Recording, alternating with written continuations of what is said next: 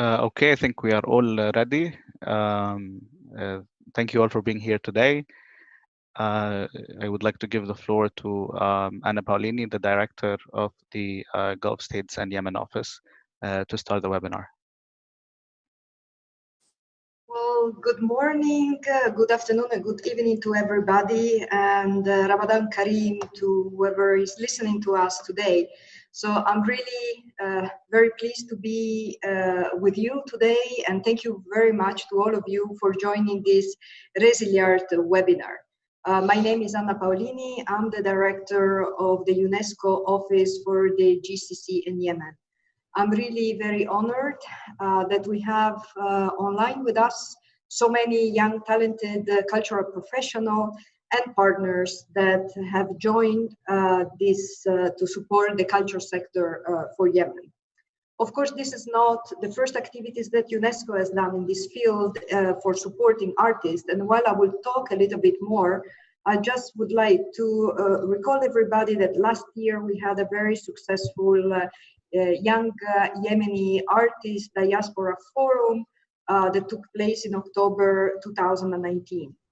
Now, it was an extremely important meeting, and with the wealth of knowledge shared among young people from all over gathering together here in Doha.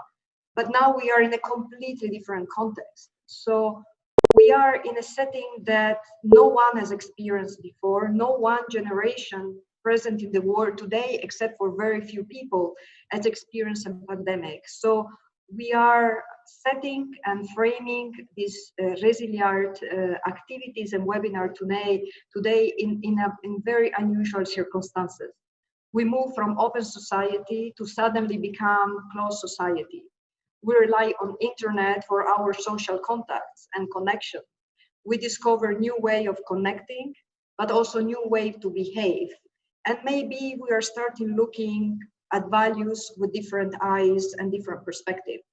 Now, the ResiliArt is a global campaign that was launched by UNESCO immediately after the beginning of all this pandemic around the world to really shed light on the current precarious situation of the state of creative industries, which are one of the economic sectors that has been hit most dramatically.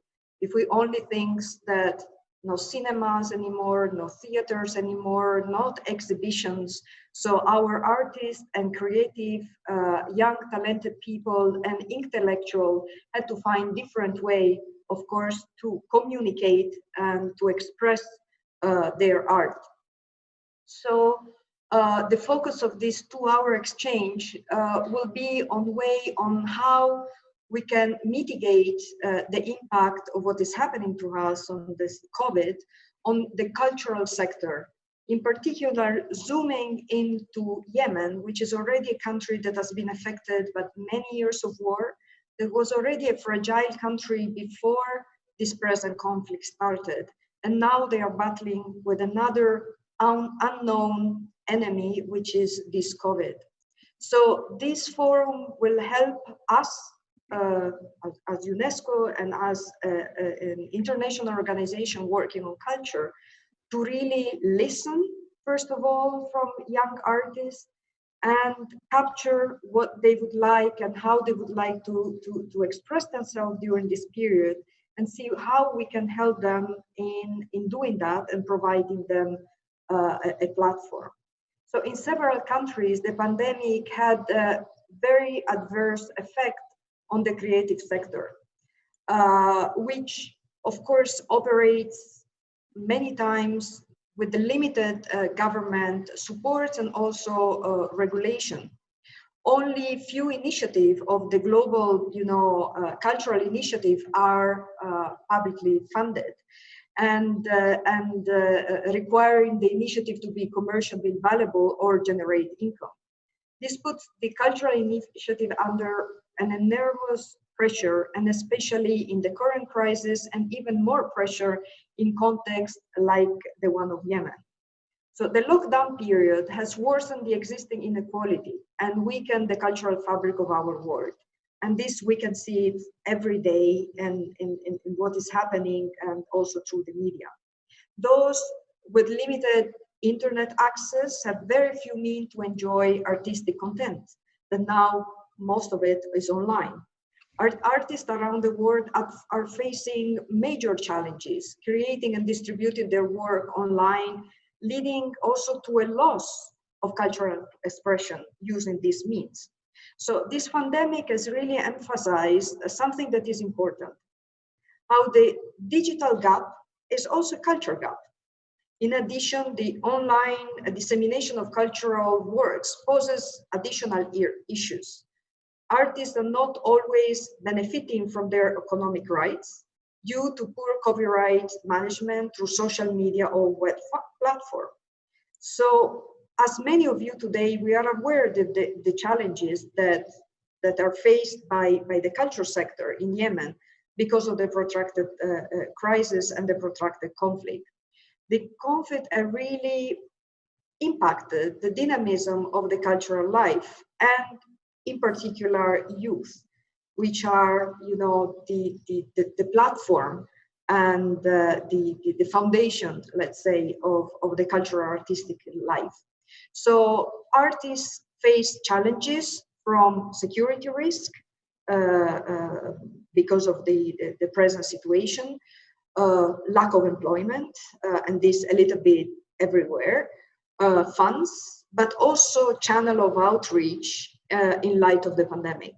So this is really the sector that has been hit in the most dramatic way. So what has UNESCO done? In Yemen in particular, we have based our response of a EU-funded project that is called Cash for Work project, promoting livelihood opportunity for urban youth in Yemen. This is being implemented in 4 cities, 3 of which are UNESCO World Heritage Sites, Sana'a, Shibam, and Zabid, and as well in Aden. It aims really at engaging youth community on cash-based urban rehabilitation work, but as well in cultural programming. So it employs youth in 2 different spheres of the cultural setting in Yemen. And it's an opportunity as well to generate revenues and to improve their livelihood and the livelihood of their families and the communities around them. Let me take a moment as well to thank really the European Union for these opportunities and really for this great partnership that we have together, because we, from one side, our approach is really human-centered, where we put youth at the core of our programming, yet giving and hitting the cultural sphere. So let me briefly explain you a little bit what I've been trying to do in this field through this project. First of all, we have tried to support the production of awareness-raising material about the gravity of the pandemic in Yemen. And let me recall some figures. Just as of this morning, during a UN town hall meeting in Yemen, we were informed of 132 cases with 21 deaths and 1 person that recovered. But we were always also told that really the virus is spreading into the community, whether it's in the north or in the south of the country. So we are seeing really a very, very fast progress of the virus during the past day. We are, the outbreak will have probably higher level of impact because the population has a high rate of comorbidity due to the disease outbreak, and already the population has been hit during the past year very hardly in terms of malnutrition and in terms of other illnesses. Just to remember the cholera outbreak on the few years ago, but cholera is still present in the country, as well as malaria and other diseases. So conflict affected society have also weak immune system, and those are also more vulnerable to this new virus. Just to mention a very recent study that has been conducted by one of our partners, which is the Social Fund for Development. 92 respondents to the survey that they have launched have no capacity to buy or get close to hygiene materials. 75% of the households are not aware to preventive measures on COVID-19, despite the UN has really scaled up their substantive work in this field. But still there is a lot to do. And not to talk that also people do not know about COVID simply because they don't have access maybe to internet because they don't have electricity. So you see, the country was fragile before and is weakened by this situation. In this context, we have partners with R&W Media. We have published a first video consisting in a catalog of youth-led initiatives that are talking about the pandemics and putting in place of the measure that we need to have. This is disseminated through the Manazati 30 platform that many of you will know if you are familiar with Yemen. If not, I'm really asking you to go and to explore this platform, because there are a lot of important initiatives of information about youth in the country. And this a second video is also finalized in Sokotri language, and it will be zooming into the need of the island, because we shouldn't forget that we have also offshore a part of the country. Of course, we are referring to the global WHO guidelines that are worldwide recognized. When it comes to culture, we are working to expand economic and social protection measures to cultural professionals in Yemen. One of the things that we have done is really to support income generating opportunity for cultural association. We have given 8 grants to local NGOs to cover pilot cultural projects. And this project goes from performing art to poetry to cinema to handicraft. So we are really trying to build and support this CSO to building up some small but viable business model that can be potentially replicated and also scaled up. Through also the project and through this cash-based urban rehabilitation work, we involve at aiming at involving the youth communities in the 4 historic cities, because youth will be employed for the renovation and reconstruction of urban heritage that have suffered, whether from the conflict, but also from neglect and from the flash flood. And we will equip these youth and their families and communities with hygiene equipment such as smart sanitizers, and as well share information. We want that they become really the advocate in their communities, you know, to talk about what are the rules that everybody has to put in place to fight this virus, such as social distancing, washing hands, and so on and so forth. We have also allocated incentives to around 89 youth, especially youth that produce contents to raise awareness about cultural industries and create creative contents.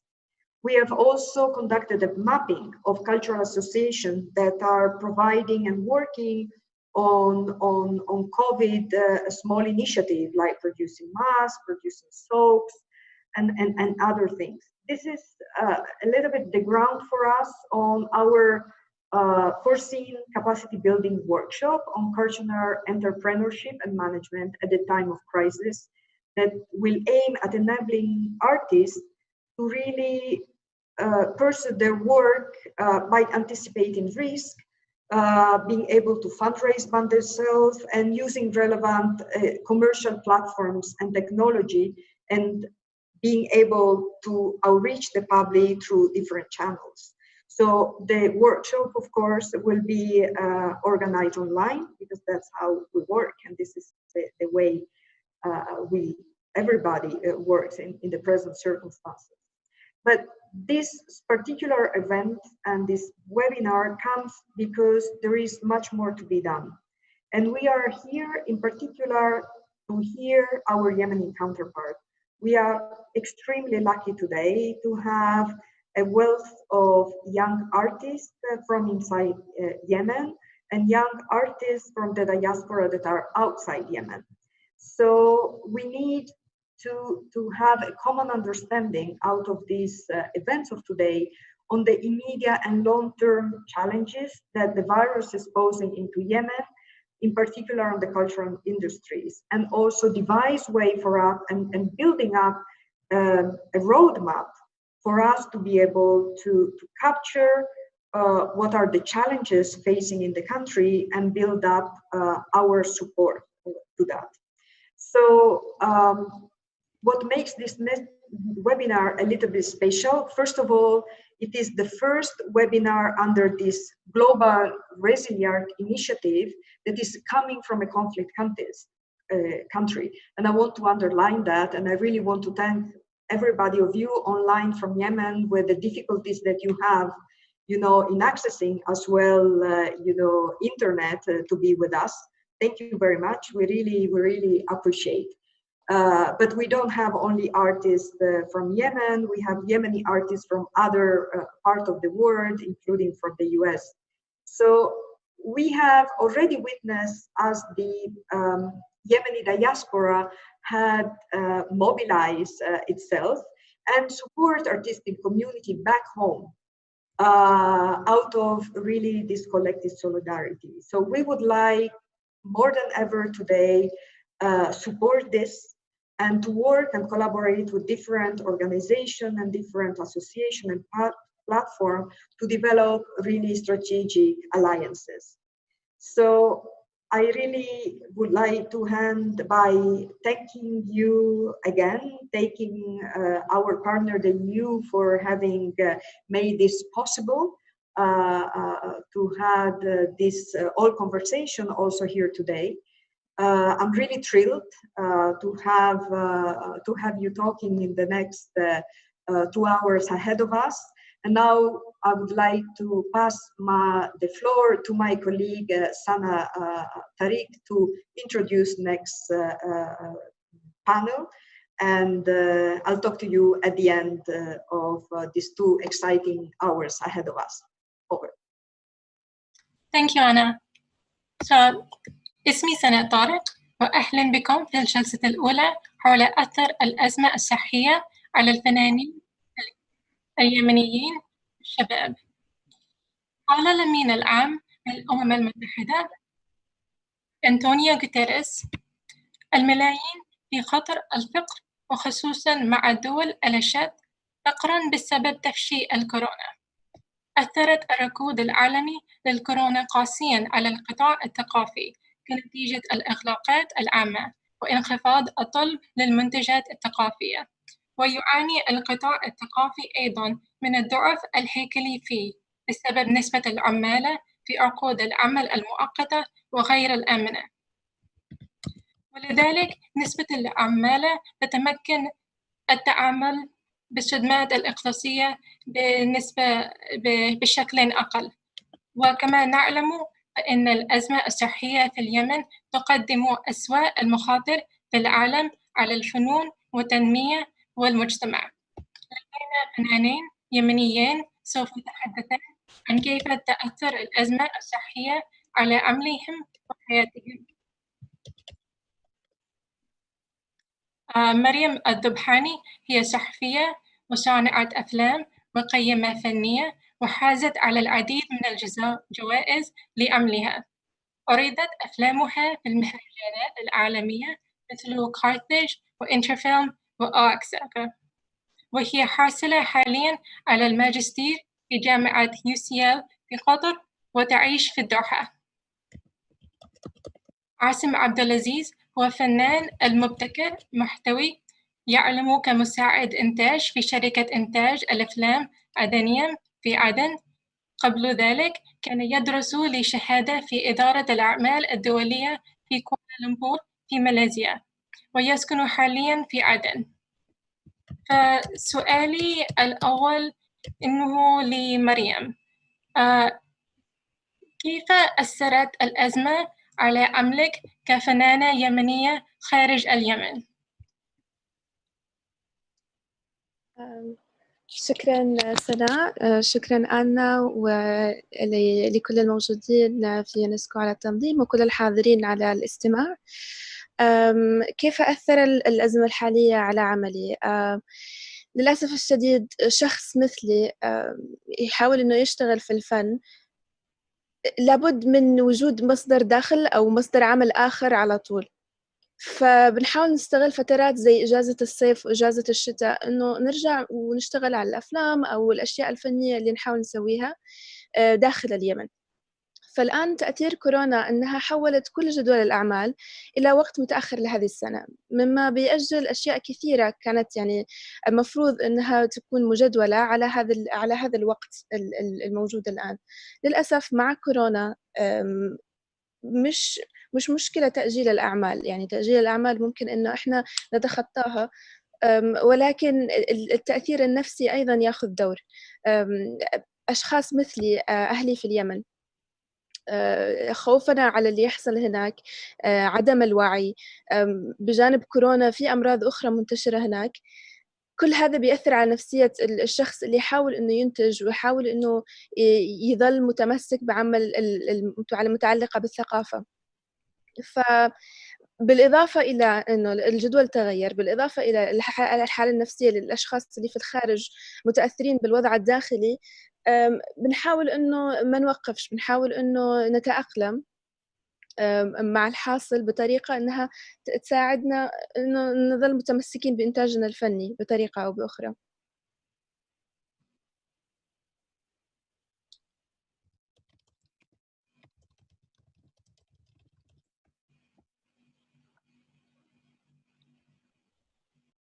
أتمنى إنه يكون جاوبت على السؤال.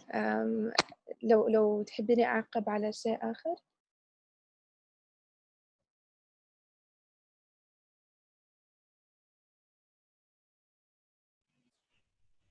لا، شكرا يا مريم.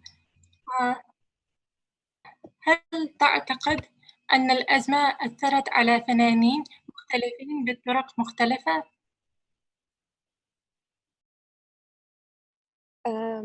طبعا شخص مثلي أنا ما كنتش معتمدة على السوشيال ميديا على سبيل المثال.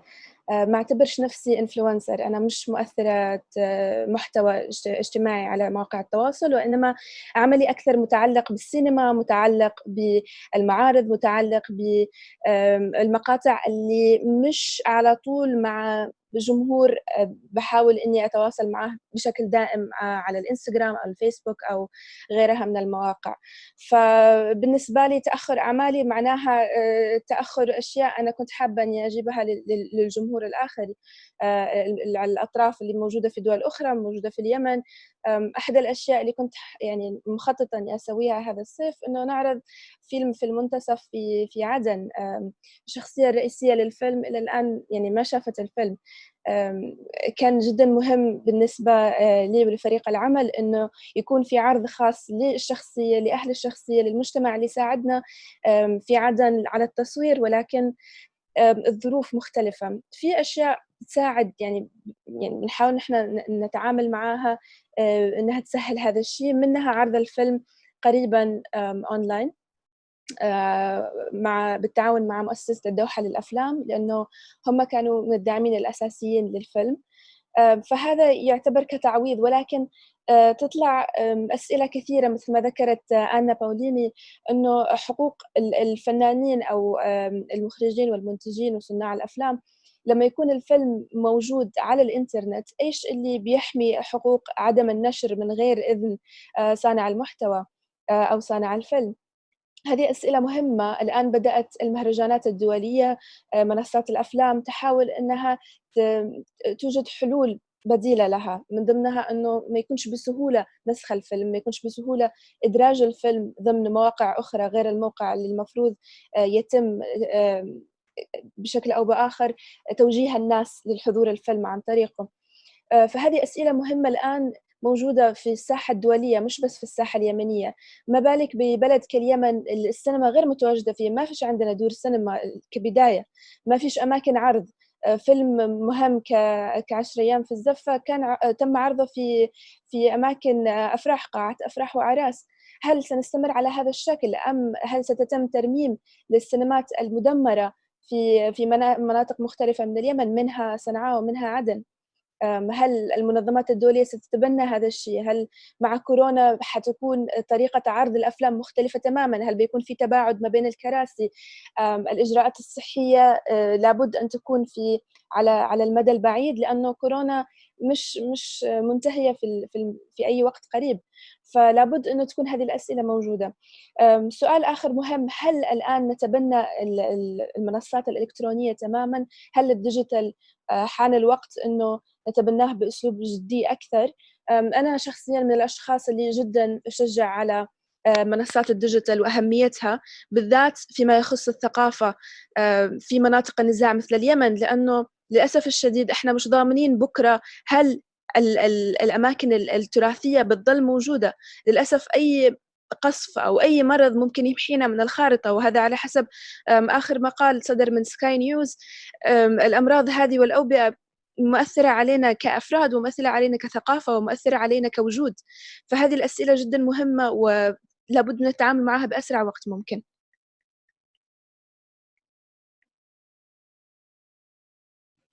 شكرا يا مريم. وما هي المناقشات أو المداخلات التي تعتقدها مهمة للتعامل مع هذه الأزمة وإنشاء الوصول إلى الحماية الضرورية للشباب؟ سؤال جدا مهم وشيء احنا محتاجينه بشكل كبير. أنا بتخصصي صحفية، ولكن بعملي صانعة أفلام، وحاليا كما ذكرت قيمة فنية. تخصصي في الماجستير هو تنظيم معارض واهتمام بالمتاحف والمعارض بشكل عام بتطبيقاتها وعروضها وممارساتها. من ضمن هذه الأشياء اللي بشتغل عليها، أنا واعية جداً إنه الصحفيين في اليمن، يمكن زميلي وصديقي أحمد بيدر بيتكلم أكثر في الموضوع، لأنه شغله في الصحافة أكثر في الميدان في اليمن مع صحفيين عالميين. بس أنا يعني كشخص برفع كاميرا في اليمن بحاول إني أصور، ماليش أي ظهر، ماليش أي حماية. إني أمسك كاميرا شيء أكثر خوفاً على حياتي، وأكثر خطراً من إني أمسك سلاح، من أني أكون مسلحة بمسدس أو بشيء يعتبر خطير عالميا. لكن أرفع كاميرا بالذات في محاولاتي في التصوير في صنعاء كانت باءت بالفشل بسبب الخوف على الحياة. وبقدر ما هو مهم إنه نطلع بقصص من اليمن، قصص مختلفة عن الموجود في على السيناريو الموجود أو الصورة النمطية المخلوقة عن اليمن، إنه إحنا بلد فيه دمار وأشياء سلبية فقط، وما فيش أي أمل لنا إنه نكون على نفس المستوى، على نفس الخط، سواء في السينما، سواء في الإنتاج، سواء في الحياة مع الدول الأخرى في العالم. بالرغم من ذلك، هل يستحق الأمر إنه إحنا كصحفيين وصانعين أفلام نفني حياتنا في الموضوع وننتهي نحن قبل ما نطلع الفيلم؟ إذا سؤالي وصل. فما فيش أي حماية أساسية لنا من ناحية حقوق. إذا أنا شلت أخذوني على السجن، من بيحميني؟ من بيمثلني؟ من بيطلع صوتي للعالم؟ شيء آخر، ما فيش تحديد للمستوى الأدنى للدخل. إحنا كصناع محتوى لابد إنه يكون معنا عمل آخر علشان نقدر نسدد فواتيرنا، نحاول نساعد أهلنا في اليمن، نحاول إنه نساعد أنفسنا. فهذا الشيء جدا يأثر على أعمالنا. صعب إنه نكون منتجين حول السنة إذا كان أعمالك سامحة إنك تصنع فيلم كل سنة أو سنتين. فهذا الشيء جدا مهم إنه يكون عليه تحت عدة خطوط. الفنانين اللي في اليمن الآن أسهل لهم بكثير إنه يأخذوا سلاح وينضموا إلى الخطوط الحمراء على إنه ينتج فن، لأنه الفن عملية جدا متعبة. واحد كعصر ذهني وعصف ذهني إنه كيف إنك تتوصل لشيء يوصل الصورة بأسلوب فني، ولكن أيضا عملية الوصول على المنح وعملية الوصول الفن اللي بعد ما يكتمل كصورة كلوحة كفيلم كيف توصله للعالم جدا منهك. وإحنا ناقصنا اللي هي النو هاو أو الكيفية.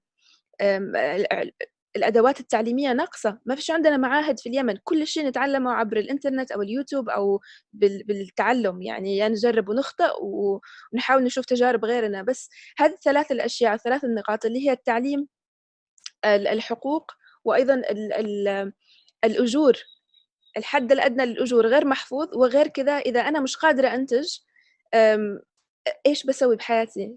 كيف بعيل نفسي؟ كيف بعيل أسرتي؟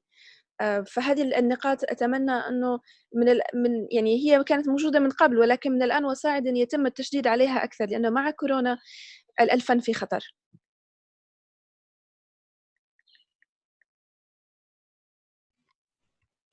شكرا جزيلا يا مريم. عندي بعض الأسئلة لعاصم. عاصم، كفنان يسكن في اليمن حاليا وخاصة في مركز الوباء في عدن، من المحتمل أن تجربتك مختلفة من تجربة مريم، فكيف أثرت الأزمة على عملك ونفسك؟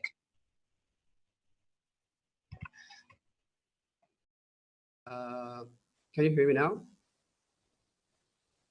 Yeah, first of all, I would like to thank everyone for giving me the opportunity to speak out on how artists in Yemen, or what we are basically going through in a daily basis. What we are discussing today about coronavirus is not just an impact that has appeared lately. We in Yemen has been struggled for the past 5 years due to many outbreaks, due to wars, due to poverty. Health sector is zero, education is not there, and most importantly, art scene is not there to be seen. So for me as an artist, what I know for sure is that a Yemeni artist, I have to push 10 times or 20 times harder than any other artist outside in order to make my voice reach to people, and also in order to create art and launch it globally. Coronavirus, no doubt that it has affected me as an artist in Yemen. It has also affected art in general. Like for example, for instance, one of the few things that we have in Yemen that is not there anymore, which is the connections that we have with the outside world, the international organizations, the fundings that we used to get from there. Now, due to coronavirus, it became, I think, impossible also to get even any fundings or any kind of help for artists in order to create any work. Me personally, I have lost my job as a content creator due to coronavirus. And unfortunately, my job was the only way for me to find my own project, knowing that the Ministry of Art in Yemen is not there to support young artists. It's not there to support our project. It's not there to help in any way possible. So knowing that, losing my job, which was the only way for me to fund my own project, and not only that, also I was working on a movie production company. We were supposed to start shooting in August, but now things have changed, totally changed. We can't at all start working on any projects. The only thing we could do is just to start to create something online, which is, I think, the way that all the artists now have shifted, which is from offline through online. And not also that, knowing that the opportunities that, for me, again, stating that it's very hard for me to get any opportunity, knowing that I was simply born in Yemen. I just simply lost it now. All the art fairs that I was supposed to participate have been canceled or delayed. Art fairs, exhibitions, residencies, all that the only hope for me as an artist to expand or also to evolve and improve myself is not there anymore. So what we are facing today is not just a coronavirus matter. We are facing problems that we have been through living with for the past 5 to 10 years. We have no art spaces. We have a lot of problems that we need solutions for. The biggest question that I always ask myself is, when coronavirus ends, will things change? Am I going to be a productive artist? Am I going to be proud for at least one time to represent my art globally? Or things will return back to its norm, and then coronavirus will end, and then we will suffer as always as Yemeni artists. So again, answering your question, yes, coronavirus has affected, adding on the whole struggle that we have been living on. And I think that we just wish that we could find solution as soon as possible for this pandemic situation. Thank you, Asim. So what kind of cultural assistance or support would you like to see to help young artists like yourself cope with the pandemic and with the future afterwards? I think the most important assistance that we need is the spotlight. I'm done with watching news only talking about war in Yemen. I'm done with repeating the same story over and over. We have great artists in Yemen. We are young and we are capable of doing things, massive things. So one of the assistance that we need spotlight in Yemen. We need to open news and see that Yemen has artists. Yemen has very creative people and they have voices to be heard. This is one of the things that we need to get as soon as possible. Also, we need all type of fundings with all type of art spaces. We're now in 2020, and it's sad to say that we have 0 art space in Aden. So it's not something that just appeared with Corona. It's something that has been there for years, and we need a solution for. So how come we are in a country and we are in 2020 and there is no art spaces? We have no galleries. My own gallery that represents me has to push harder for me to make my work go internationally and globally. So workshops and conferences. We need a lot of workshops. We need a lot of education, free education online for us to start and to continue. Knowing that we have no ministry that cares about art and culture, we need to stuck together and we need to create a lot of opportunities for us young artists to start creating and to start to change the stereotypes that is floated about Yemen and war and all this pandemic situation. So my answer is simple. We need spotlight. We need to show to the world that we Yemenis have a lot of art in this country and we need a lot of opportunities and a lot of fundings. So for me now in such situation, losing my job, meaning that I can't work in any project because the only way to find my fundings was my only job. It's so hard for us to find any fundings. So this is also one of the assistance that we need to start focusing more in fundings and start creating more art spaces and art basements for us young artists in Yemen. Thank you, Asim. So one of the temporary solutions that is presented to open up access to funding and to training workshops is to move the sphere of work online. I think there's a lot of new optimism about the new digital ways in which we can experience art, but Mariam raised some interesting points in her intervention, and I wonder what your perspective is. That do you think that moving art online has an impact on the actual experience of the art, the cultural experience of an artwork? Yeah, that's true. Actually, it has a positive impact. Knowing that art will always be evolved and art will always develop and art will always be there. So moving it online, I think, is the right choice, especially what we're going through nowadays. But at the end of the day, me as an artist, I would always prefer to have art offline in a way, knowing that after what's gonna happen, things will change and we will have many alternative ways on how we perceive art. But at the end of the day, online always give us a see more than a feel. And we artists, we feel more. So I think that we need more, I think offline will always be my favorite way of perceiving art. The smell of galleries and museums, exhibitions, the feeling of a painting or a feeling of a photograph itself, all that, I think it will never die, even if we are shifting now into the online ways, which is, I think it's the right choice nowadays to keep the distancing. But at the end, I think art will always be offline, and I would always prefer to go and check art and be present there instead of just checking it online. Thank you so much, Asim. Thank you, Mariam. Thank you so much for your time and for your thoughtful comments. So this is all we have time for in the first session. So I'll pass it over to my colleague, Huda. Thank you, Sana. Thank you, Asim. Thank you, Mariam. For the second session, please allow me to introduce our panelists. First, we have Mazen Al-Saqaf. He's a content creator, a social media influencer. He produces satirical videos on YouTube addressing social, cultural, and economic issues. Mazen received the Yemen YouTuber of the Year award in 2018 and 2 awards from the regional competition for content creators Sadim in 2019. We have the second panelist, Ahmed Baidar.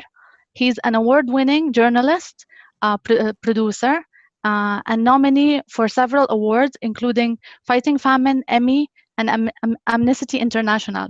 He's an entrepreneur with 10 years of business development and operational experience in logistics and journalism industry.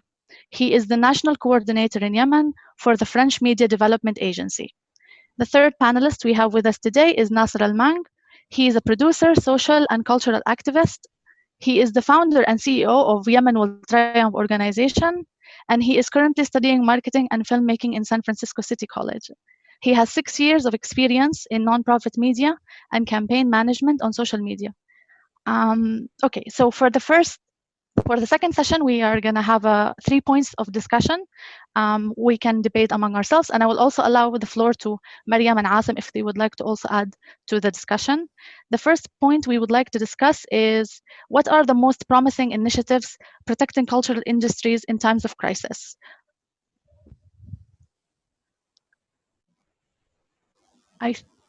Let's start with Mazen. Let's start with Mazen. As a content creator and social media influencer, yes, go ahead. I think this question, Nasser, will be better. Yeah. Okay. Go ahead, Nasser.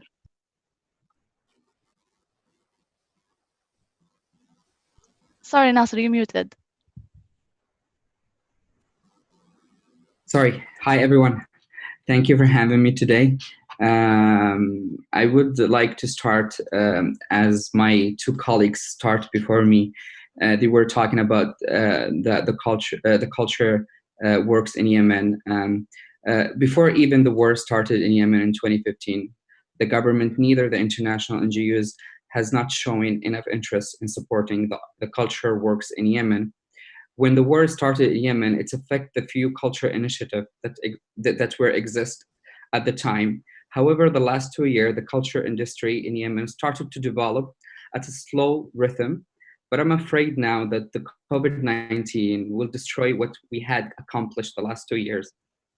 As local and international organization, I believe that we must work together to define the priority of a culture and artistic work in Yemen so that we can further develop the culture and artistic side. Answering your questions, what is the promising initiative that we can work together? I feel like we need to develop a network or to develop something to gather all the Yemeni artists inside and outside Yemen, so we could exchange and keep developing the culture and artistic works.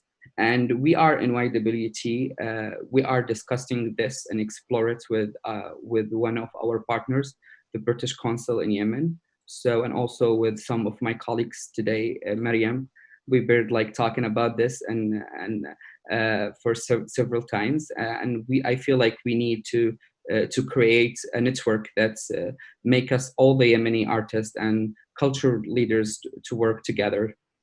And also, one of the things that I feel like we need to support artists in Yemen, we need to provide them with emergency funds.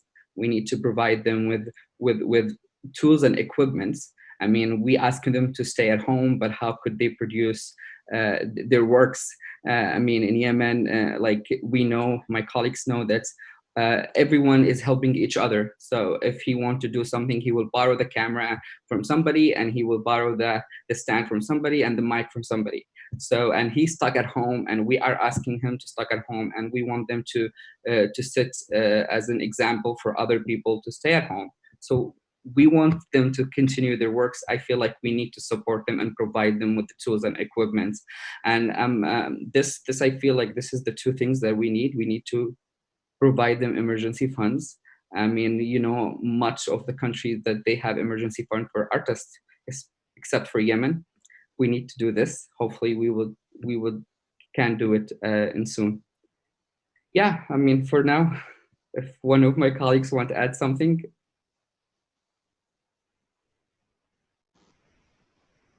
Yeah, I want to support Nasser's point of view. We actually spoke like a few hours ago, and we have been in communication, trying to see what are the next steps and what can we do, us as non-governmental but individuals, yet also because he has his own organization, but how can we collaborate and what can we offer, especially those who are outside Yemen.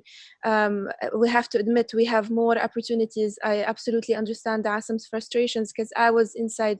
I only left like 5 years ago, and that would help me and opened me up to so many opportunities that I wasn't able to reach, not in my wildest dreams, if I was still in Yemen. Especially that back then the art scene, as he mentioned, wasn't prevalent, wasn't there. So our opportunities and chances were barely counted in one hand, and that yet was not even close to reach. So now with us trying to connect within the outside and the inside is extremely important, and kind of lend a hand. Okay, I got exposed to this. I want you to have the same opportunity, and however we dislike digital or it's something new and it's disruptive, it still offers this opportunity to be able to see Asim, to be able to see Nasser who's in the US, and just within this situation that we're stuck within our rooms, we're all in our own apartments, houses, but we're able to talk and communicate and try to figure out solutions. So this is the first step. Talking is very important, researching is very important, but it shouldn't last forever. We have to have actual steps towards figuring out what can we do, and then ask international institutions such as UNESCO of how you can support us further. Thank you, Mariam. Thank you, Nasser. Any of the other panelists would like to add to that point before we move on? Okay. During these hard times of COVID-19, we are all confined. We have a global confinement, and it's kind of forcing artists, I believe, in a way to reinvent their art. How do you think social media, traditional social media or social media in general, can increase access to culture and foster prevention measures during these tough times? If you don't mind, can I talk? Of course, yes. You go ahead, yeah. Thank you everyone for having me today. I'm Ahmed Baidar, producer, as you know. This is a very important question, being as a youth in the same time, Yemeni youth, and who works with media and foreign media. And there is always a connection between culture, between media, between youth. We complete each other. So as a media producer, I would like to firstly illustrate how media, mainly in addition to artists, could help in overcoming the current escalated crisis in Yemen. For as far as you know, 5 years of war in Yemen has a great limited the capacity of communities and the government to prepare for the response to the global COVID-19 pandemic. Not to mention that Yemeni basic infrastructure was already very weak before the beginning of the conflict and the humanitarian crisis 5 years ago. Lessons from other countries shows that continuing the spread of this virus relies on 4 factors. First of all, supply, for example, medical capacity, 4 factors like medical capacity, supply capacity, movement and control capacity, and information management that mainly concerns my specialty as being a media producer and journalist. The weak statue of Yemen's media, lack of trust of international institutions, and the propensity for rumors to circulate on social media makes it challenging to deliver effective health behavior change messages as Yemen ranks 186 of 180 on the 2019 World Press Freedom Index. So, I mean, we are far, far away as a media. You know, we don't have freedom in our country. And as my colleague Mariam says, like, I don't have someone who can be in my back, who support me if I want to do something, if I want to do a documentary about special case. You know, we have a lack of cinema. We need to improve. Me as a producer working with media and also youth and interested in culture, we need to support this and try to produce more and give opportunities to youth. ممكن أتكلم الآن؟ Of course. Thank you, Ahmed. Thank you.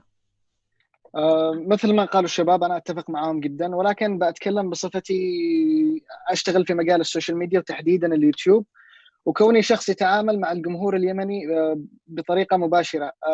كلنا نعرف أنه المواطن اليمني مواطن بسيط جدا، لتتعامل معاه لازم تجيله بطريقة معينة تناسب، يعني يستوعبها منك ويفهمها وياخذ رسالتك.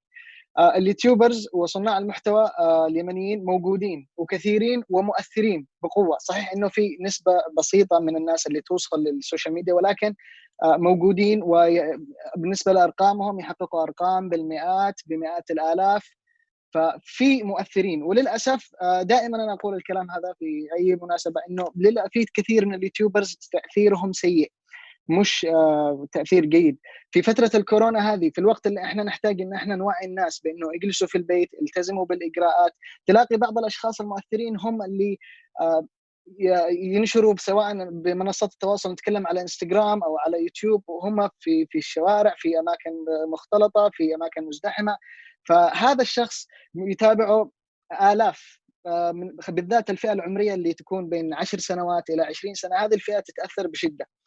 فزي ما قالت مريم سابقا، احنا كلنا بدأنا، كل واحد بدأ مجاله بدون ما حد يعلمه، ما حصلناش حد يعلمنا أو يفهمنا أو يوجهنا، كلنا بدأنا بشكل عشوائي.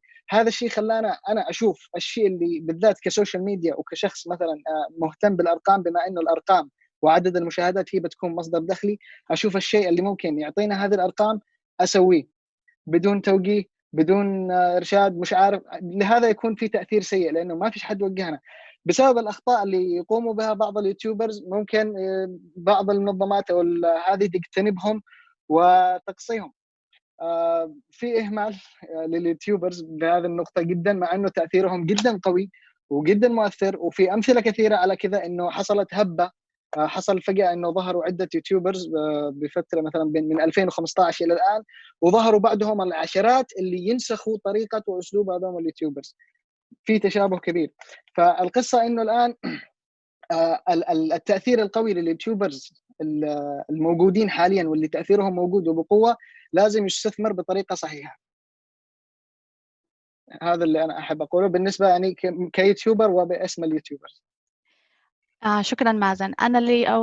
What I would like to bring attention to the audience is, I believe yesterday you launched a social media initiative called Views في الحجر, or Views in Quarantine, and I was wondering if this is part of the positive awareness raising for the COVID-19 pandemic and more to strengthen the prevention measures. أكيد هو كان عبارة عن شيء إن إحنا نسوي شيء ترفيهي ومن خلاله نوصل رسالة من اسم البرنامج فيوز في الحقيقة. تقريبا وصلنا إلى الحلقة السابعة الآن. في تفاعل لا بأس به، وإن شاء الله مستمرين يعني. Thank you, Mazen. Go ahead, Ahmed. Yeah. Yes, to add to Mazen's point, I want to tell him that social media is very important.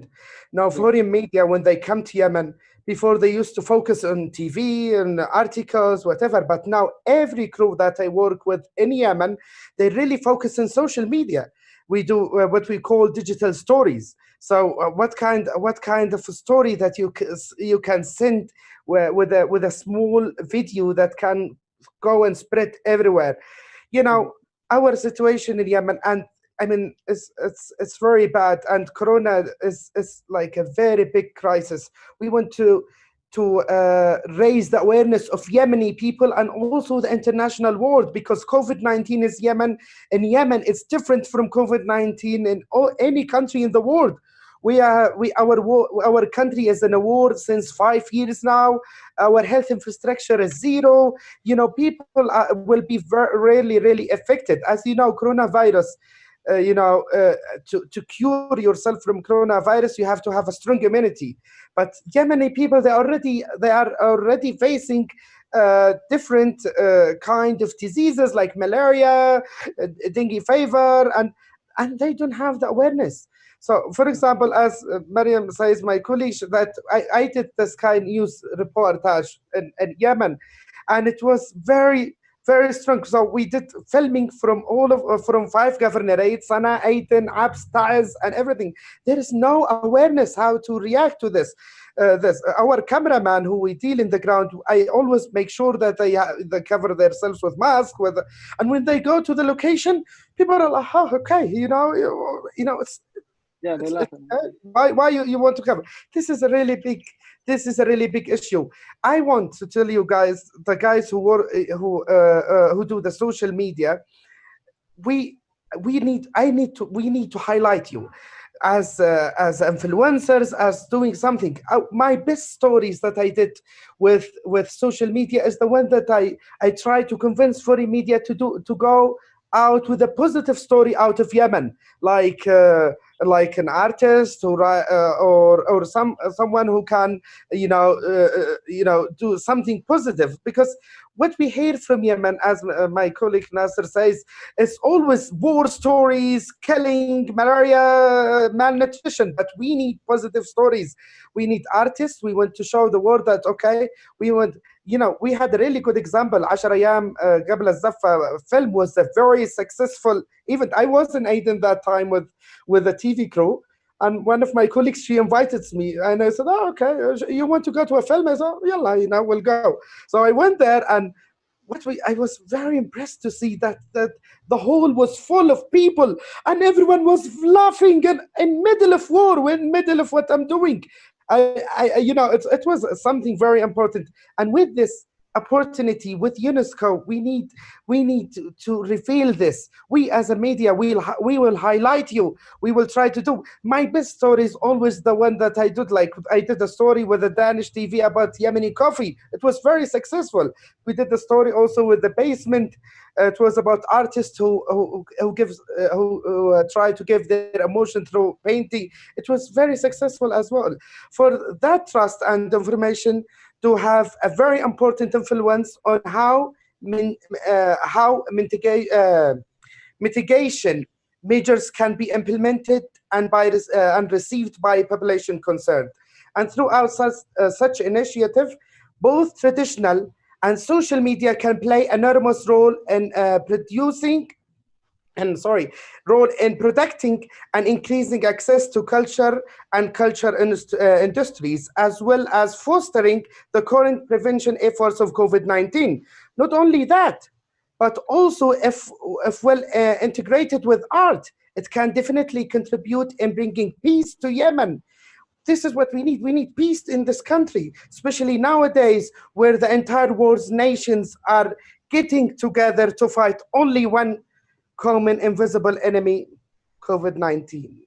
I want to add, on Ahmed, if we had time. I think when we're talking about art in Yemen and we were talking about the problems, we forgot to say that the biggest problem is that the whole world is moving into a post-contemporary art. And we are still at the modern art, and we are pushing it very hard just to be on the shelf of being in a contemporary art. So what we are facing is that the problem is that our ministry or the government or people who are responsible are still stuck with the old way of perceiving art and media in Yemen. People are shifting online, and we are still in a modern art. And the biggest problem, they don't even understand the things or the achievement that we do.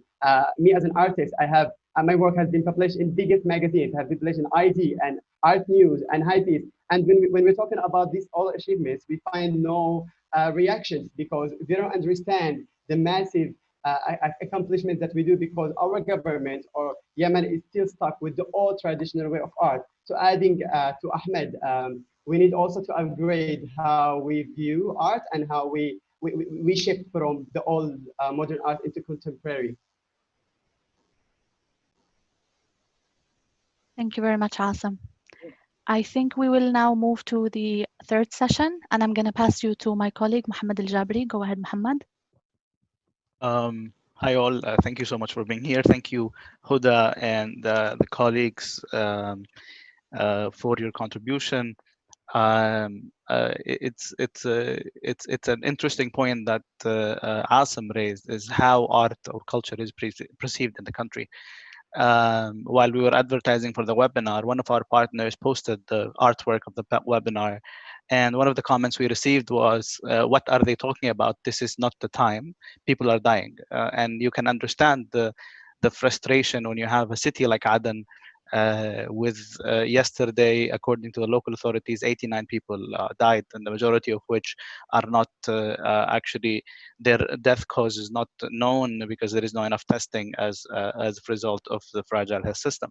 So the frustration of looking at culture and art as a topic that's not important is very much understood within the conflict, within the conflict zone. The reality of the matter is that you have thousands of families who are connected to the art and culture. In UNESCO, we call it creative industries. But the person who makes small artifacts that used to sell in Suq al-Malh in Sana'a, or the person who holds the mic for Amr Jamal, the director of the film that has been referenced by my colleagues. Also, his way of income is is working in the culture field. So for us, culture is a matter of livelihood. That the project that we are doing with in partnership with many partners and within funding by the EU is about livelihood. But the question is, how do you reprogram it to make it more tuned into culture? How do you involve creative industries rather than just look at culture from a single dimension of tangible, of buildings, of old stones, but look at it even if they are private houses, part of livelihood, but a matter of expression. I would like to, before I highlight my participants in the session, I'd like to highlight that Q&A is possible for our audience. So if you have a question, you have the Q&A option. So please write the question and one of the colleagues will pick it up and we can discuss it. Today, I am very pleased to present two panelists and speakers. The first one is Shaima Jamal. Shaima Jamal is the Executive Director of the Basement Foundation for Culture and Social Development. She has over 8 years of experience in managing art programs in Yemen. Her approach is to embed art as a tool for social change and peace building in local communities. She is a consultant on art programs in Yemen and works with several international and local organizations. Shaima is based in Sana'a. She's currently in Sana'a, and it will be interesting for us to understand her perspective of many questions we have discussing and topics, and at the same time the institutional idea of a CSO working and operating in a war zone. The second speaker is Basma Al-Husseini. Basma is a culture manager, an activist for social change, and a UNESCO expert in culture governance. For the past 30 years, she has been involved in supporting independent culture programs and organizations in the Arab region. The two main organizations she founded, the well-known, and they don't need to be even explained what they are in the Arab world, Al-Mawrid Thaqafi and Action for Hope, and proof of her commitment to culture and artistic creations as resources that enable people to attain social justice and freedom and endorse positive social change. I will be speaking first with Shaima, posing a number of questions to her, and then we will be moving to Basma. So Shaima, I have two questions. So I'll ask you the first question is, there is what we heard from our colleagues now in the past sessions. There is the talk about moving digital. The whole world is moving to put their content online, and that has a negatives and a positives. To me, I find it problematic because we say that it's a matter of access only. In France, it's possible. In Yemen, is it possible? So the question is it possible to ask and expect from culture operators in Yemen to move digital in the current situation? مرحبا الجميع. أولا في البداية شكرا على استضافتي في هذه الجلسة. بالنسبة للإجابة على السؤال محمد فيما يتعلق هل ممكن أو لا، بالطبع هو ممكن، لكن هناك كثير من التعقيدات والمشاكل التي تعيق أي مبادرة أو أي مؤسسة تشتغل عن طريق الإنترنت. لكن قبل هذا دعني أوضح شيء مهم جدا. نعلم أن منظمات المجتمع المدني في اليمن تأثرت تأثير كبير بسبب الجائحة، لكن عند الحديث عن العمل الثقافي في اليمن من منظور مؤسسي يصبح الأمر معقد بشكل كبير جدا، لأنه على سبيل المثال في بيسمنت نحن نمتلك 4 أنشطة دائمة شهرية وبعضها أسبوعية. هذه الأنشطة تستضيف ما يزيد عن 300 شخص في الشهر، في معدل الشهر. جميع الأنشطة الثقافية تتطلب الحضور، التفاعل، مهرجانات، الفعاليات، ورش العمل. فبالنسبة للمنظمات التي تعمل في مجال الفن أصبح العمل شبه معاق. فالطريقة الوحيدة للعمل هو الإنترنت بدون أي شك، لكن هناك تحديات كثير تواجهنا نحن كمؤسسات. نحن الآن نعمل عن طريق الإنترنت. قررنا في شهر مارس، نهاية شهر مارس، تعليق العمل على أرض الواقع والبدء في العمل عن طريق الإنترنت. لكن مقارنة مؤشرات النجاح كعمل مؤسسي بين أن نعمل على أرض الواقع وأن نعمل عن طريق الإنترنت، هناك فارق كبير جدا. هذا الفارق أحيانا يشعرنا بالإحباط. من الأسباب المهمة جدا والتحديات التي تقف أمام أي مؤسسة أو أي كيان، أعتقد حتى عربيا أو عالميا، لكن في اليمن الوضع هو أسوأ. بالطبع يأتي في مقدمة هذه التحديات سوء خدمة الإنترنت. نحن نعلم أن عالميا اليمن تحتل ذيل القائمة فيما يتعلق بسرعة الإنترنت، وبالطبع أي مؤسسة تريد أن تعمل عن طريق الإنترنت لابد أن تضع هذا التحدي في الحسبان. الشيء الثاني هو تفاعل الجمهور مع العمل الثقافي عبر الإنترنت. اليمن واحدة أعتقد من الدول المتأخرة في هذا الجانب. ما زالت منصات الإنترنت غير مهيئة لأن يتم التعامل معها بكل جدية، لأن تكون مصدر للمعرفة ومصدر للتعرف على الفنون والتفاعل معها. وهذا هو تحدي يمكن التغلب عليه، لكن ليس بمجهود مؤسسة واحدة أو مبادرة واحدة. لا، لابد أن يشارك فيه كل الفنانين وكل منظمات المجتمع المدني العاملة في المجال الفني والثقافي، وحتى المنظمات أو الداعمين بشكل عام في العالم. سأسلط الضوء قليل على تجربة بيسمنت منذ أن بدأنا نعمل أونلاين. نحن نمتلك 4 أنشطة. قررنا أن نختار نشاطين. طبعا الأنشطة هذه غير المشاريع المؤقتة، لكن هذه الأنشطة هي الأنشطة الدائمة.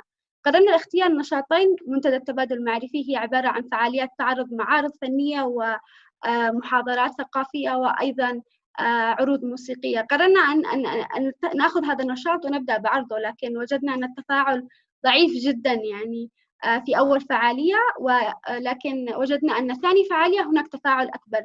فأعتقد أن تعريض الجمهور لوقت طويل لهذه العروض الفنية والثقافية سيأخذ مع الوقت يعني تفاعل أكبر. أيضا قررنا أن نبدأ أحد أنشطتنا وهي مناقشة الأدب العالمي عن طريق الواتساب. وجدنا أن عدد المنضمين في بداية الورشة كان 12، ثم بدأ 24، والآن 90 شخص في آخر جلسة. فأعتقد أن هناك عمل يجب أن يتم، وهناك مجهود أكبر يجب أن يبذل لتهيئة هذه المنصة.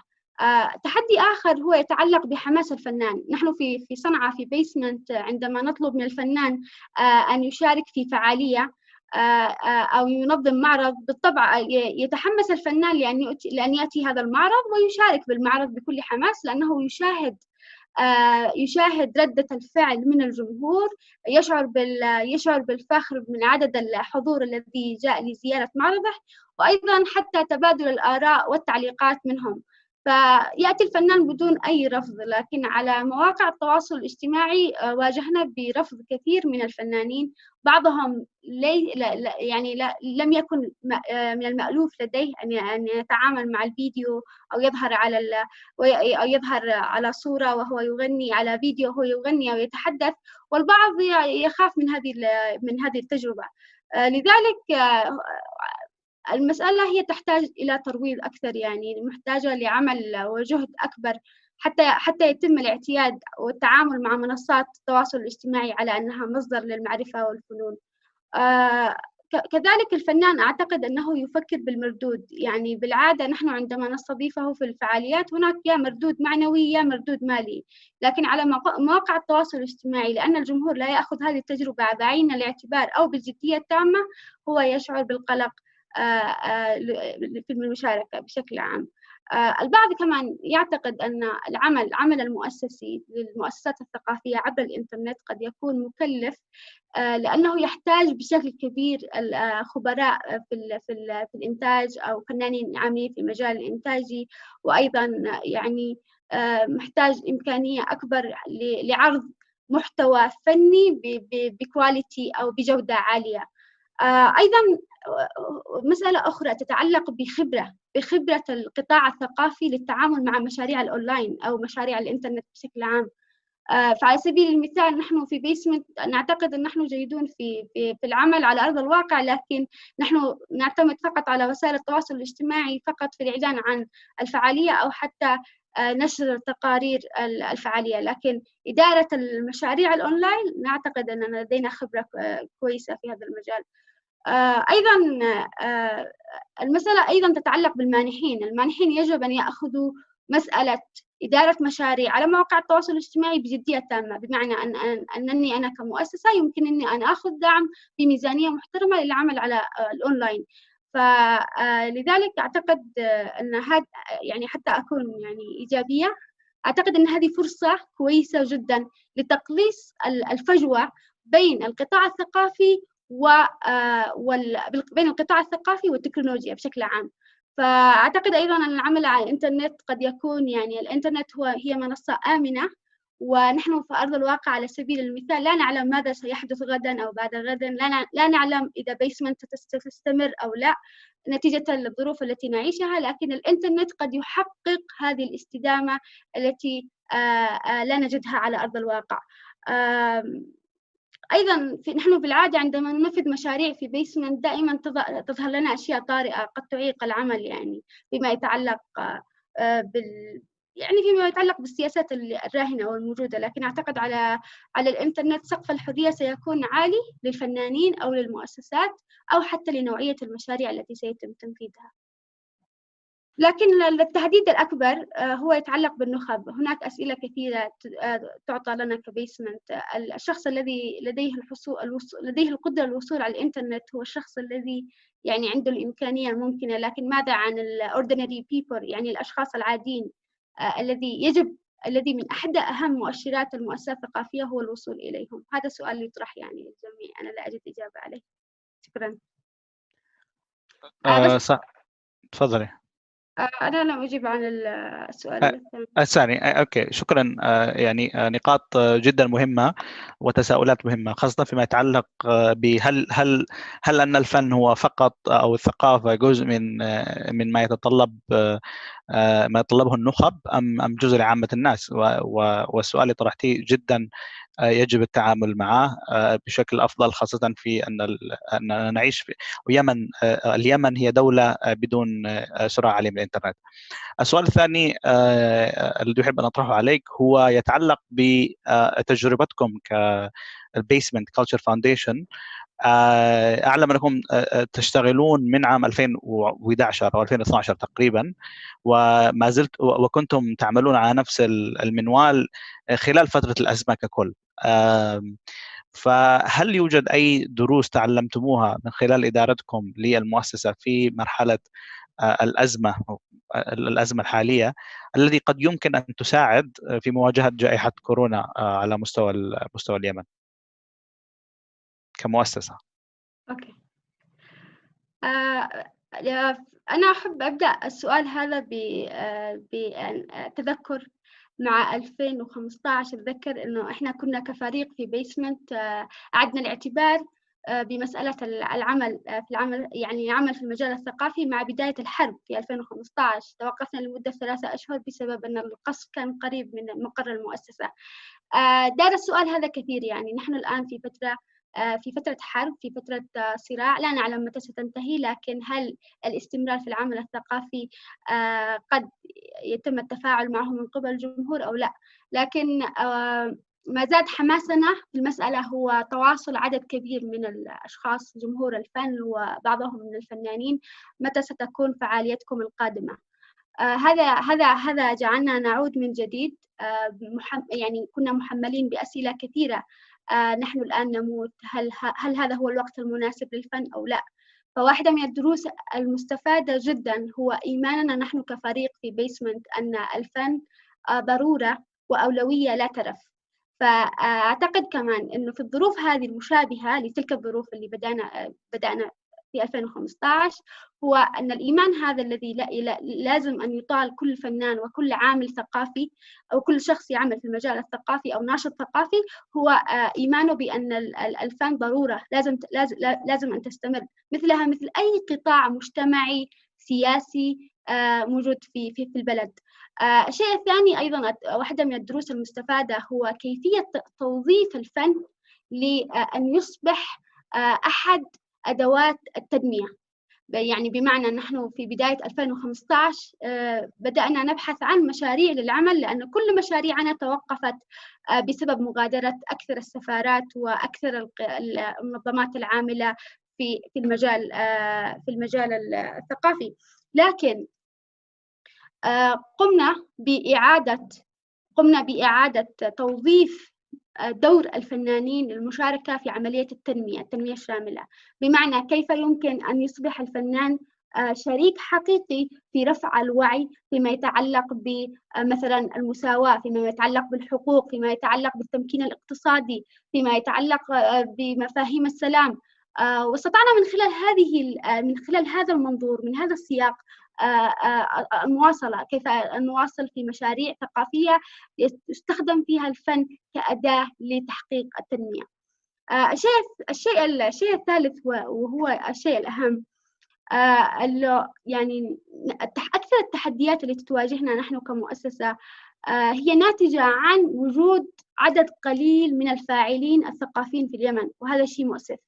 بمعنى أن تعمل وحدك أنت في خطر، لكن أن تعمل أنت مع مجموعة كبيرة من المؤسسات الثقافية والفاعلين الثقافيين، فالمجتمع يبدأ ينظر إلى هذا العمل كشيء معتاد وينظر إليه كشيء مهم. لكن أن تعمل أنت وحدك فأنت كأنك يعني تقوم بشيء يعني مختلف غير مهم، أنت وحدك من تقوم به ولا يعلمون ما السبب، يعني لماذا أنت تقوم بهذا الشيء. فواحدة من أهم الدروس المستفادة أنه لازم يكون هناك قطاع ثقافي، منصات ثقافية، مؤسسات ثقافية، لا مؤسسة أو 2 أو 3. نحن مع بداية الحرب أغلقت جميع المؤسسات العريقة التي كانت يعني استمرت لعشرات السنوات، مثل مؤسسة العفيف ومؤسسة السعيد في تعز. وبيسمنت واحدة من المؤسسات التي كانت قد أسست في عام 2009 وحتى ما زالت مستمرة حتى الآن، لكن وجود جمهور، وجود قاعدة مجتمعية حاضنة لهذا العمل هو واحدة من أهم الأسباب للاستمرار. وأعتقد الآن أن نحن قد استطعنا في تحقيق قاعدة مجتمعية كبيرة داعمة للعمل الثقافي، وهذه القاعدة هي التي تساعد على بقاء هذه المؤسسات أو الإيمان بأهميتها، استمرارية الإيمان بأهميتها. أيضا فيما يتعلق بدرس مستفاد مهم جدا هو التكيف بالعمل في ظروف صعبة. يعني نحن يمكن لو انتهت الحرب وانتهت الجائحة بنشعر إنه في شيء مش مطمن أو شيء مش كويس يعني. فإحنا نقدر نقول إحنا اعتدنا على العمل في ظل التحديات والصعوبات. فيعني ما فيش ماء، ما فيش كهرباء، ما فيش إنترنت، في قصف، في حصار، في جوع، في جائحة، في ما فيش دعم، ما فيش سياسة، ما فيش يعني ما في سياسة ثقافية تحمي المؤسسات الثقافية، تدعم المؤسسات الثقافية أو تدعم الفاعلين الثقافيين أو الفنانين. فلا أعتقد أن هنا أن في ظروف أصعب من هذه الظروف التي نعيشها. فاستمرار هذا العمل الثقافي ولو بشكل بسيط ولو بشكل ضعيف هو بالنسبة لي مؤشر نجاح كبير. شكرا جزيلا شيماء على هذه المداخلة. مثل ما قالت أنا باوليني أن هذه الفعالية هي تعتبر الأولى من الحملة صمود الفن على مستوى العالم التي ترتبط بمنطقة أزمة، منطقة نزاع كاليمن. باعتقادي أن النقاط التي وضعتها كدروس تم تعلمها من مجابهة الواقع العام من حالة الأزمة التي تمر بها اليمن هي مهمة جدا، ليس فقط كمؤسسات ثقافية في اليمن أيضا، ولكن لمنظمات دولية تعمل في مناطق نزاع مختلفة. ننتقل we move forward now to Basma and the reality of operating in conflict zones. As I mentioned in presenting her, she's a culture expert. So as a culture expert who has worked in conflict-bound countries, can you highlight from your experience examples of successful, resilient culture initiatives in conflict zones? You are currently in Lebanon. You operate within refugee camps and with displaced people, and so it will be interesting to have your perspective of operating in a conflict zone. I cannot hear you. Your mic is muted. أشكرك يا محمد، أشكر مكتب اليونسكو في اليمن والخليج العربي على الدعوة الكريمة، وأشكر المتحدثين اللامعين وأفكارهم الغنية والمفيدة يعني فعلا. طبعا سأتحدث بالعربية مع قليل من العامية المصرية التي أرجو أن لا تكون عقبة في الفهم. نحن نعمل في الأردن وفي لبنان ومؤخرا في العراق، ونعمل مع المجتمعات التي مرت بظروف صعبة جدا نتيجة الحرب والتهجير، وأيضا بظروف اقتصادية صعبة، ولكننا لا نعمل تحت القصف. وهذا فرق مهم، وأدعو الجميع إلى التفكير فيه، لأن العمل الثقافي لا يعني تجاوز قواعد الأمان.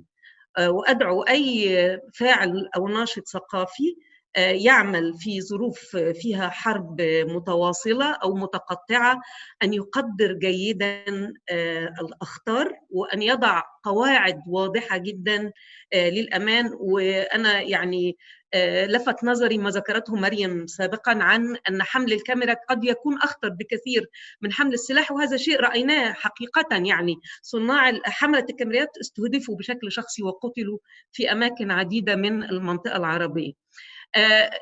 مثلا نحن ننظم نشاطا منذ بدأنا اسمه قوافل الإغاثة الثقافية.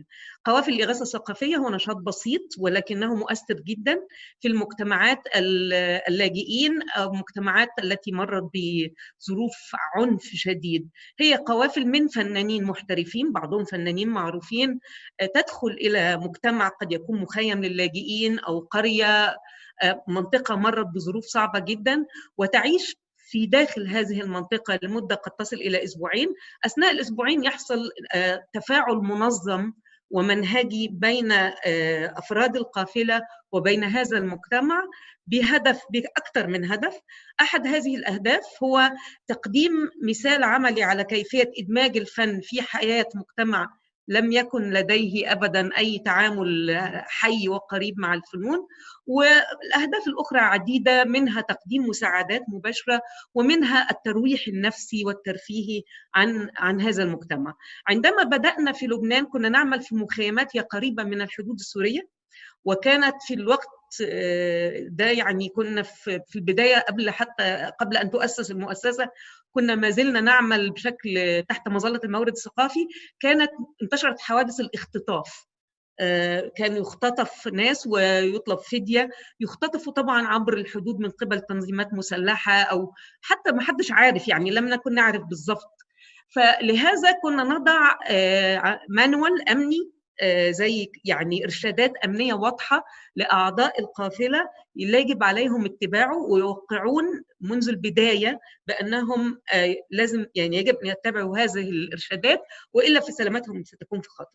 فأنا بس بأشير إلى قواعد الأمان. قوافل الإغاثة هي أحد الأمثلة على أنشطة تحدث في مجتمعات تمر بظروف نزاعات أو خرجت لتوها من ظروف النزاعات. من أنواع العمل الفني المهمة أيضا لمجتمعات من هذا النوع هو الحكي أو الستوري تيلينج. طبعا هناك أشكال عديدة جدا للحكي، وهناك دائما مساحات رمادية بين الحكي والمسرح والكتابة الإبداعية.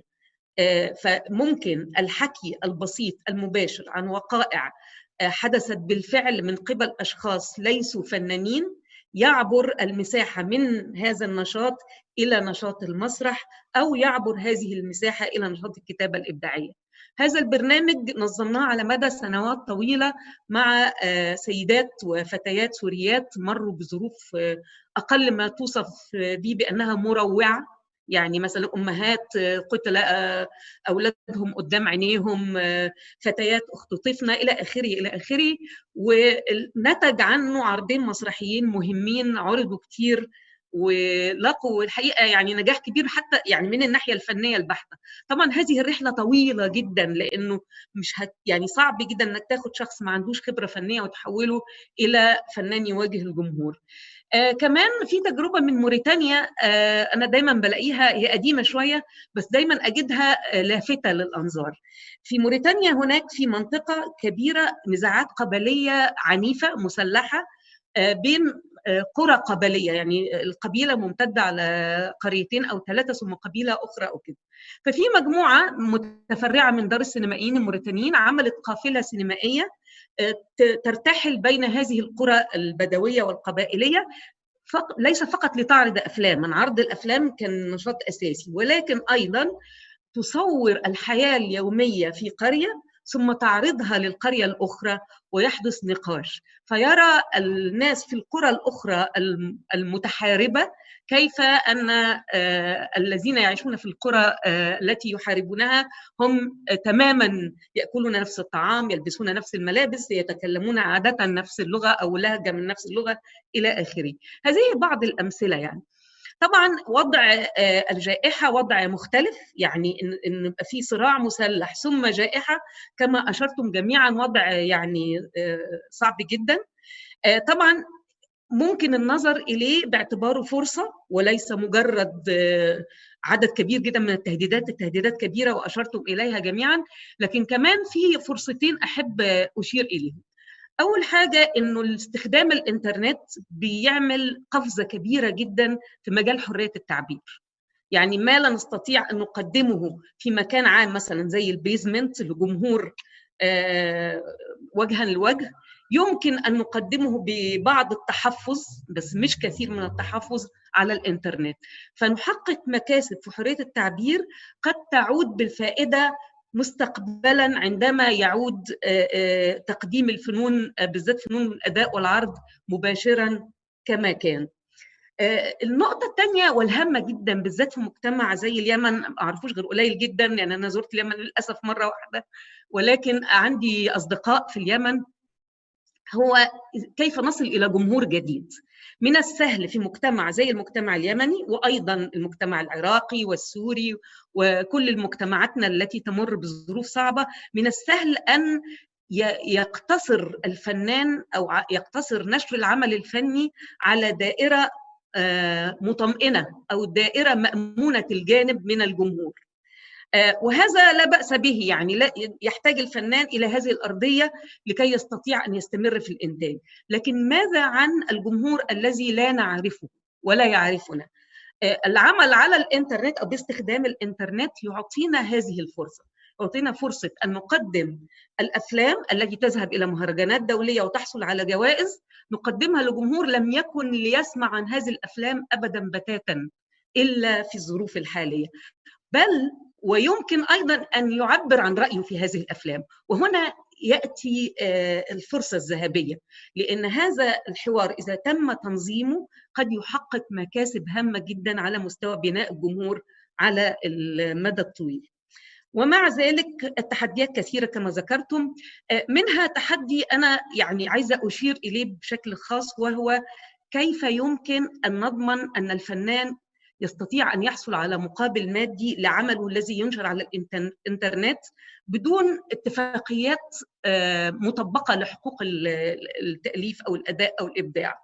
في معظم البلاد العربية لا توجد هذه الاتفاقات إلا بشكل صوري تماما، وبالتالي ولكن الفنان يحتاج إلى أن يعرفه الناس وهو يضع عمله على الإنترنت ولا يحصل على مقابل مادي. هنا يأتي دور منظمات المجتمع المدني أولا، ثم المنظمات الدولية المانحة وغير المانحة ثانيا.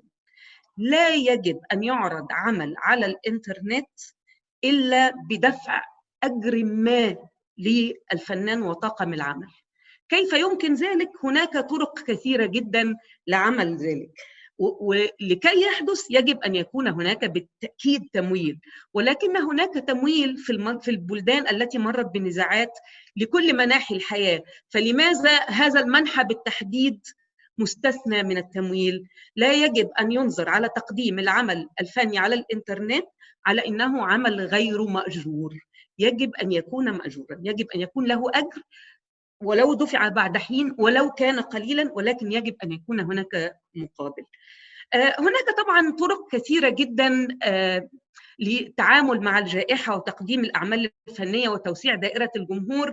طبعا السوشيال ميديا أو وسائل الاتصال الاجتماعي تقدم أكثر من طريقة، الانستغرام يعني منتشر في كل مكان، حتى عن طريق التليفونات الناس بتدخل على الإنترنت حتى لو مش عندها إنترنت ثابت. وأدعو كمان إنه يحصل حوار بين المنظمات الدولية خارج اليونسكو، من اليونسكو خارج الإنترنت، لأن هذا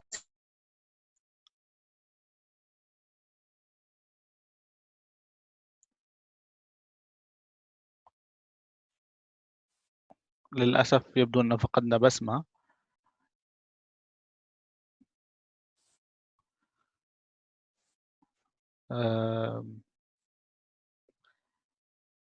الجميع لازال موجود صح؟ تسمعوني؟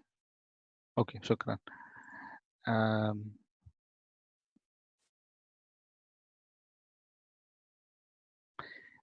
النقاط التي وضعتها بسمة جدا مهمة، وإذا لاحظتم الشات أتحدث بالإنجليزية. The points that Basma raised are very important, and if you look at the chat, you will see that people are raising points highlighting the difficulties and the problems of operating in Yemen, especially. There are a number of international organizations that have tried to reprogram themselves or reprogram their initiatives in the face of the COVID-19 pandemic. We see Tashkil organization, for example, providing resources for young participants to young cultural programmers and artists that tailor Can you hear me now? Yes, we can hear you now. I'm sorry. I'm very sorry. It's the internet connection. It's very kind of telling that the internet should break out at this point. I was talking about the importance of persuading other United Nations and other development agencies to support enabling more people to access the internet, because this is really crucial in the coming month, if not years. So this was my last point. I now, over to you, Mohammed.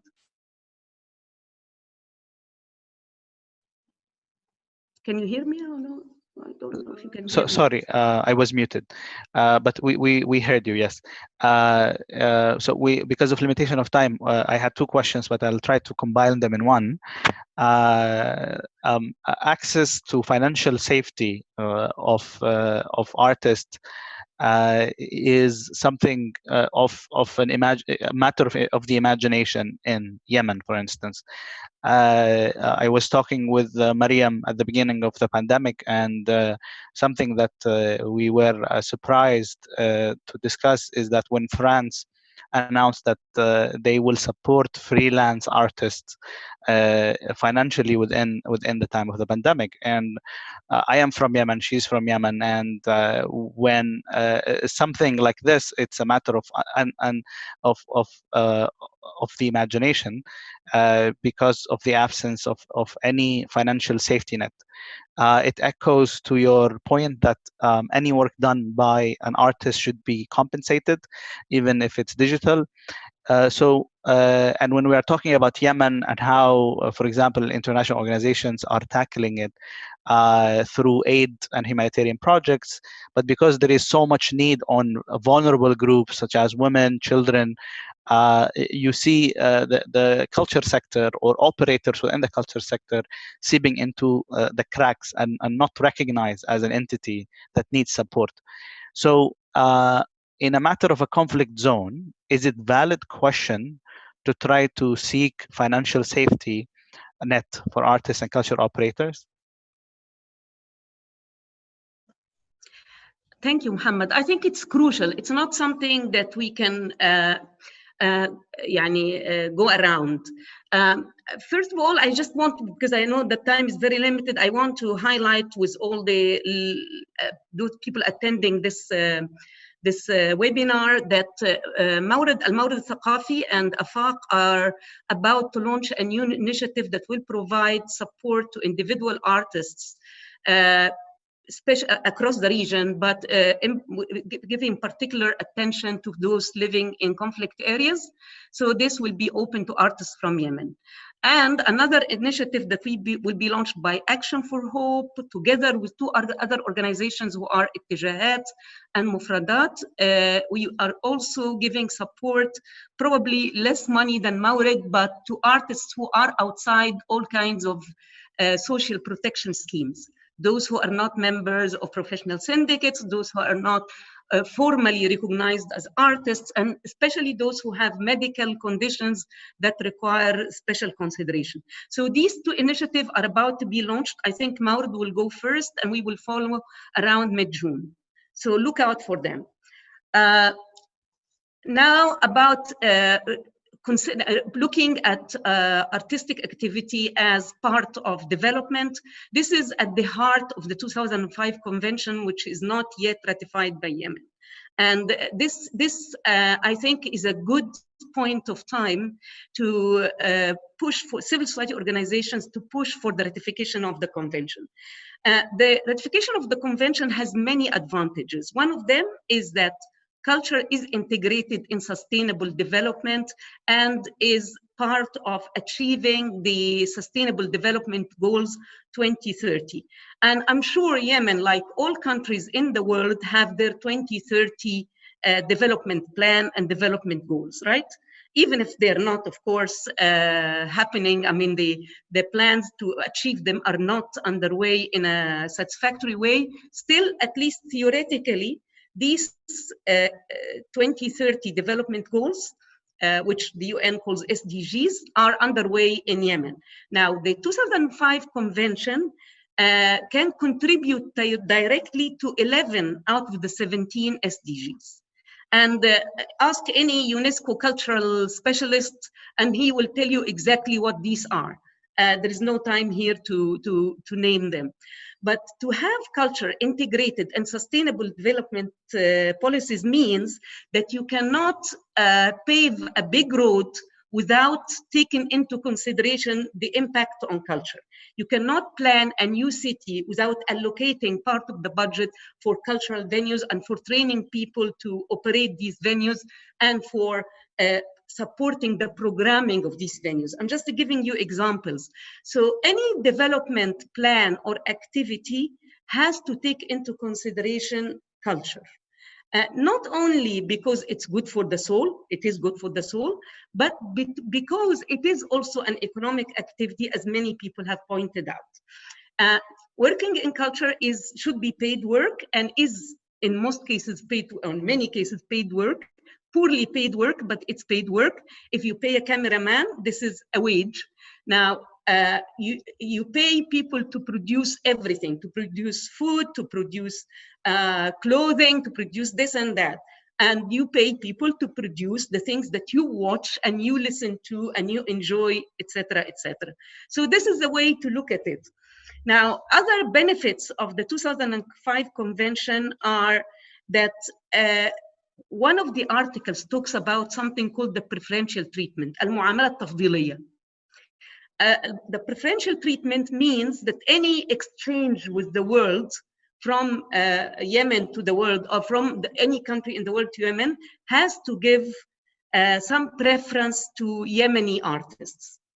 So if you, for example, if you have some kind of a trade agreement or any kind of even aid agreement with Germany, with France, then the Yemenis, first of all, by signing the 2005 convention, Germany has to have a component for culture in this agreement.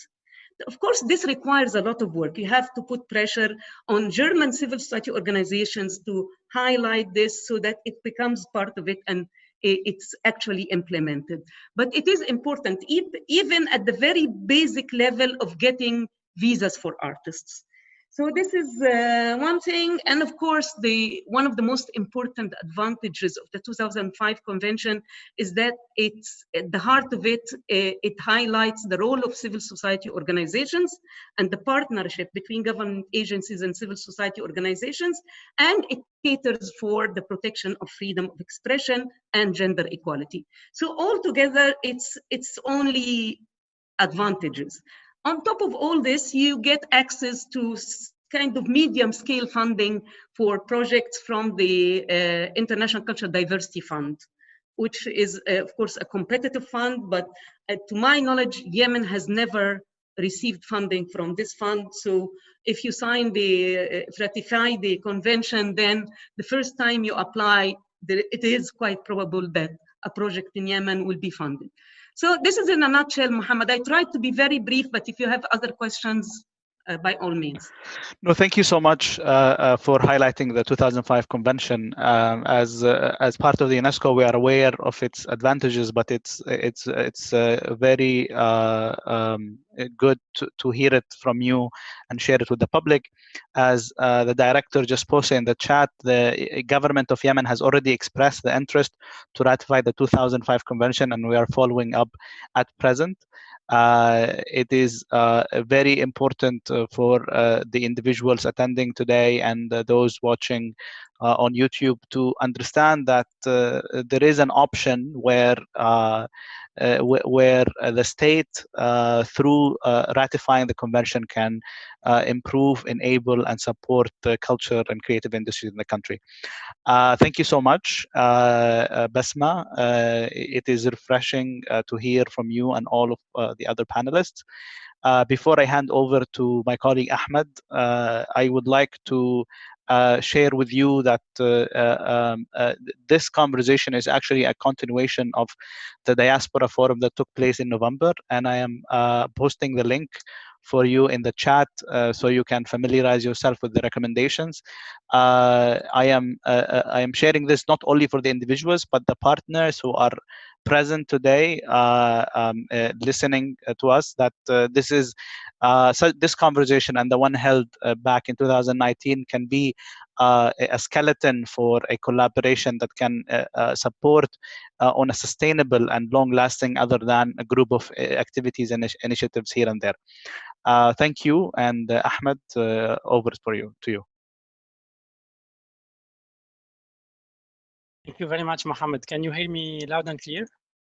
Yes, we can. Thank you. So thank you to all of you. On behalf of all my colleagues, I would like really to express our sincere thanks and gratitude to all the speakers and the attendees. We heard today different Yemeni voices, from cinema to visual arts, media, CSOs doing grassroots works, and I think it was really a very rich discussion. I'm happy to summarize the main suggestions, the ideas, the recommendation we heard today in a very limited time. I will try also to make reference to what was proposed in the window chat. Actually, I tried to summarize, and I think all the ideas you shared could be summarized around 5 main topics. The first topic would be livelihood, security, and social protection for artists in the current context. Second is about gender and all kinds of vulnerabilities facing artists. Third one would be about capacity building and cooperation. And fourth one, the reliance on media and online platforms. And the fifth one is about funding instruments. So under the first topic, livelihoods, security and social protection, I think we all agree indeed that we are now under great pressure. Cultural initiatives are under great pressure because of the conflict. They benefit from very sporadic support. And in light of the fast progress of the pandemic, there are high risk of total disruption in the entire cultural value chains. Artists will further lose income, their livelihoods and those of their family will be severely affected. Most of the projects are cancelled or delayed, as mentioned by Mariam today. The recovery of cultural projects will need huge investments in terms of reorganizations and displays of the project offline. The pandemic is also weakening the status of artists and cultural workers who are lacking access to conventional social protection mechanism. We heard that for artists and cultural operators, social security and fair remuneration should be a priority, and this should not be only part of imagination. I mean, all the safety net that were reminded by Mohammed. There are also important security issues that were raised today. We heard that it's even more dangerous to hold the camera than weapons. Artists are not free to express themselves freely and to practice their art. And this is one of the reasons why artists work alone. This was highlighted in the window chat. And this is why they don't want to put themselves in dangers, and sometimes they stop working to stay safe. So the precariousness and legal conditions for artists and their protection against repression and their security is really at stake in countries facing conflict like Yemen. More and more, we heard that artists and creators need to exhibit and monetize their project in the digital sphere. However, they need to protect the copyright. Protecting copyright is indeed fundamental in order for artists to create, to enjoy the fruits of their labor. It's essential to provide specific and accurate tools to create quality digital contents for audience and institution, and this requires cooperation with all sectors, with media professionals, with business sector, with economists, to develop new commercial platforms and economic model for those new cultural products. Then what was highlighted also today by Shaima Jamal from Basement is the importance to recognize vulnerability of several groups. It's important to recognize that within cultural and creative industrial sector, there are groups that are made further vulnerable by the crisis. We are thinking, for instance, about the artists living in marginalized or rural areas that are very poorly connected to the internet and that may not have access to cultural work. And this was reminded by Shaima indeed. Many creators are already in poverty. It's also difficult to become a creator in the current context because the cultural sector is already fragile. There are no minimal wages. This is what Mariam reminded us today. And we documented actually that women artists and creators are particularly vulnerable. Female creators and artists may face gender-based violence at home, and confinement is thus extremely dangerous. They are also disproportionately charged with all activities related to care, while remotely working and creating work from home. So gender inequality persists also throughout the culture sector, and it's reflected in the working conditions of female artists. When it comes to third component, third topic, that is about capacity building and cooperation, one of the main problems that was highlighted by one of the attendees in the window chat is the need to have resources in Arabic. One of the main problem is indeed the lack of training, education support in Arabic. We are talking about, I'm quoting the contributor, is mentioning we are talking about a community of artists and talents who almost all of them need to find and get information and instruction in Arabic in order to be more active and capable of applying what they learned. We also heard that it's important to support solidarity between cultural association and between Yemeni association and artists. We heard how artists are sharing camera, sometimes camera equipment and other filming equipment. The diaspora would also get further connected through this transnational partnership with its traditional audiences in the country, while people within Yemen would get additional chances of outreach outside the country. So we took maybe seek about new digital roads for that, strengthen artists of units, of platforms. Nasser mentioned a project that is being developed by British Council on to build maybe a platform to share information, opportunities. We could think, we had also this idea a few months ago to have a culture funding watch for Yemen to centralize all the resources, opportunities of training. There is a need, as mentioned by Asma Abdelaziz, that for online entrepreneurial and educational program that must be supported. And also something very interesting when it comes to capacity building is how to use COVID-19 as a source for creation and for creativity, and as an opportunity also to build capacities of artists by building new narratives around Yemen and taking advantage of this new pandemic to produce new arts work. So how can we shift the prevailing narrative? This was also something proposed today, and how to embed arts as a tool for social change, as reminded by Mohammed, and link this work to the SDGs as mentioned by Ismail Husseini. When it comes to the fourth topic, that is about media and online medias and platforms, while many actors actually mentioned that culture is only about practice, we see more and more, as mentioned by Asim, that media and social media can make art accessible and can help artists generate income. However, the reliance on internet and social media, indeed, it allows to reach new audiences, as mentioned by Basma. It's very promising, but there are many challenges related to the fair remuneration and the online safety. The challenges must all be met in an effort to promote the diversity of cultural expression. Our dear partner, Ahmed Al-Baidar, recalled the weak status of Yemen's media, the lack of trust in international and national institutions, the propensity of rumors to circulate on social media, making it challenging to deliver credible messages that can really change behavior. So in this context, how can artists be trained on how to market their products, how to e-market them? And at the same time, there is opportunity here to further use media as a way to increase awareness on the importance of arts and creativity, even in conflict-affected countries. The value also of media is about new distribution platforms that are needed. What kind of new technology should be put in place for cinema, for performing arts, for poetry? What kind of online platforms could we support? And also social media that was mentioned by Mazen can of course accelerate the prevention efforts, but they can also have very adverse effects if YouTubers and influencers are not adequately trained and educated on the promotion of arts or culture. So we could maybe envisage this line of work in the future. So for sure there is a need to develop new tools in order to work in this digital space, but it's also important to maintain face-to-face collaboration. I think we should go over the antagonism between having online activities or face-to-face activity. It's about articulation, how we could still maintain a space for art space, galleries, art fairs, like what Asim requested, but in the same time having some kind of activity shifted online and having both articulation of those aspects. My final topic about funding instruments, we saw and we know indeed that artists are losing incomes, and Asim mentioned that all funds are all focused on health programs now.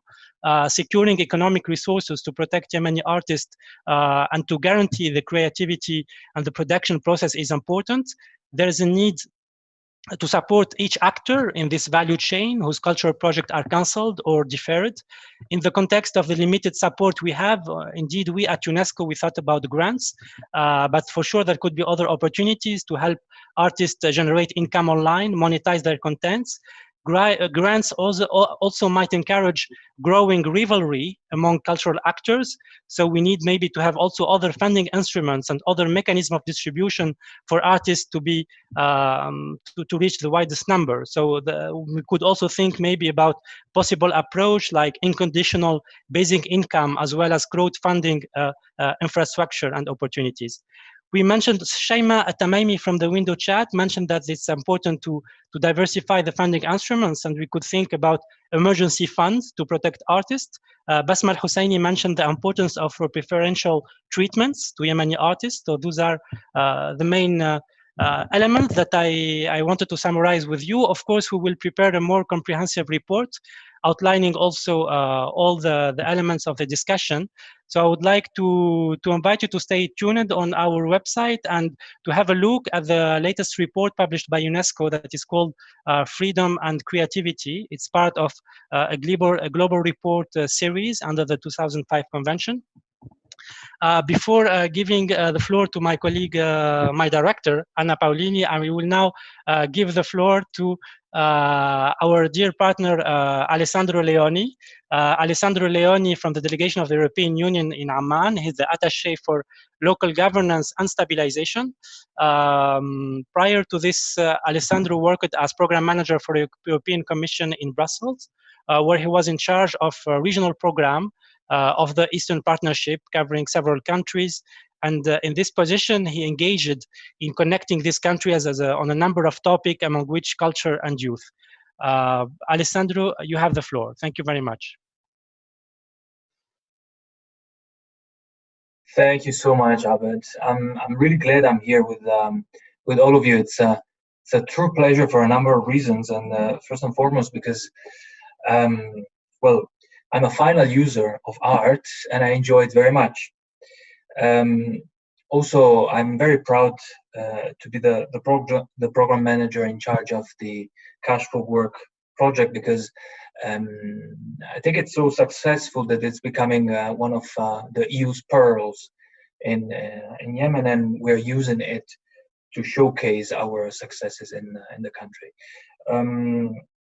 I know 10 million is probably not enough for Yemeni artists right now, but it can grow. And by the way, I'm launching a message to Anna and the colleagues of UNESCO. We are currently undergoing the programming period. So if you have ideas for new initiatives, please do not hesitate, okay? So I will not go into details of the Cash for Work project because we heard already from our friends of UNESCO. I would like to concentrate my very quick intervention on two main things. I hope that this will respond to the requests that were raised during today's debate. So one is what is the EU's response to COVID-19, and two, the EU approach to cultural sectors and industries. Now, the coronavirus pandemic is a global crisis and it can be solved, we believe, at global level. So a strong European response in support of our partners is the only way to put, we believe, is the only way to put an end to the spread of the virus and to avoid spillover effects on the social stability. At global level, so in the whole world, the EU is mobilizing more than 15.6 billion euros to do three things mainly. Tackle the immediate needs for prevention, protection, and crisis response, strengthen the health, water, and sanitation systems, and three, address the economic and social consequences. Now, out of this amount, for Yemen, only 55 million euros will be available. How are we working with our partners to provide response? Many different ways. So at the highest level, of course, the EU will lead the efforts in the G7 and G20, coordination with the UN, with the World Bank, IMF, and other organizations to promote, let's say, a strong and coordinated response to the global pandemic. Then Europe has created what we call a Team Europe approach that combines resources from the EU, its member states, and financial institutions. And particularly in Yemen, the EU has already announced a package of financial aid to the WHO to support fragile countries experience prolonged crisis, just like Yemen. Also, we are reorienting our ongoing support to help Yemenis respond to the COVID. So we have a number of projects that are ongoing in the health sector. Those will be recalibrated to focus more on training of medical staff, strengthening the network of community healthcare workers, strengthening the resilience of vulnerable communities, improving health services, and empowering local development. In addition, other ongoing projects will include new strands of work in the fight against the virus, of course. So, in addition to this, a new action is being designed together with UNICEF, WHO, and UNFPA to provide support to the health sector in Yemen. So the allocation is 14.3 million, and it tackles basically maternal, newborn, and child deaths. Always keeping in mind, of course, the COVID-19. I don't want to go too much into the details of the support to the health sector because I'd rather go into the culture and creative sectors. By the way, in Europe, we distinguish between sectors and industries, and I understand that the industries are called this way to I don't know, to make it more sexy for the private sector to chip in into this, because with culture, we all know it, you can also make money. Now, you will hear a number of figures from me. Probably it's very boring, but I think it's useful to understand what culture can produce.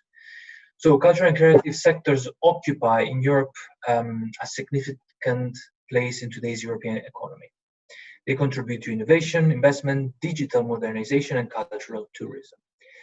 The cultural and creative industries generate, hear this, 509 billion per year, okay?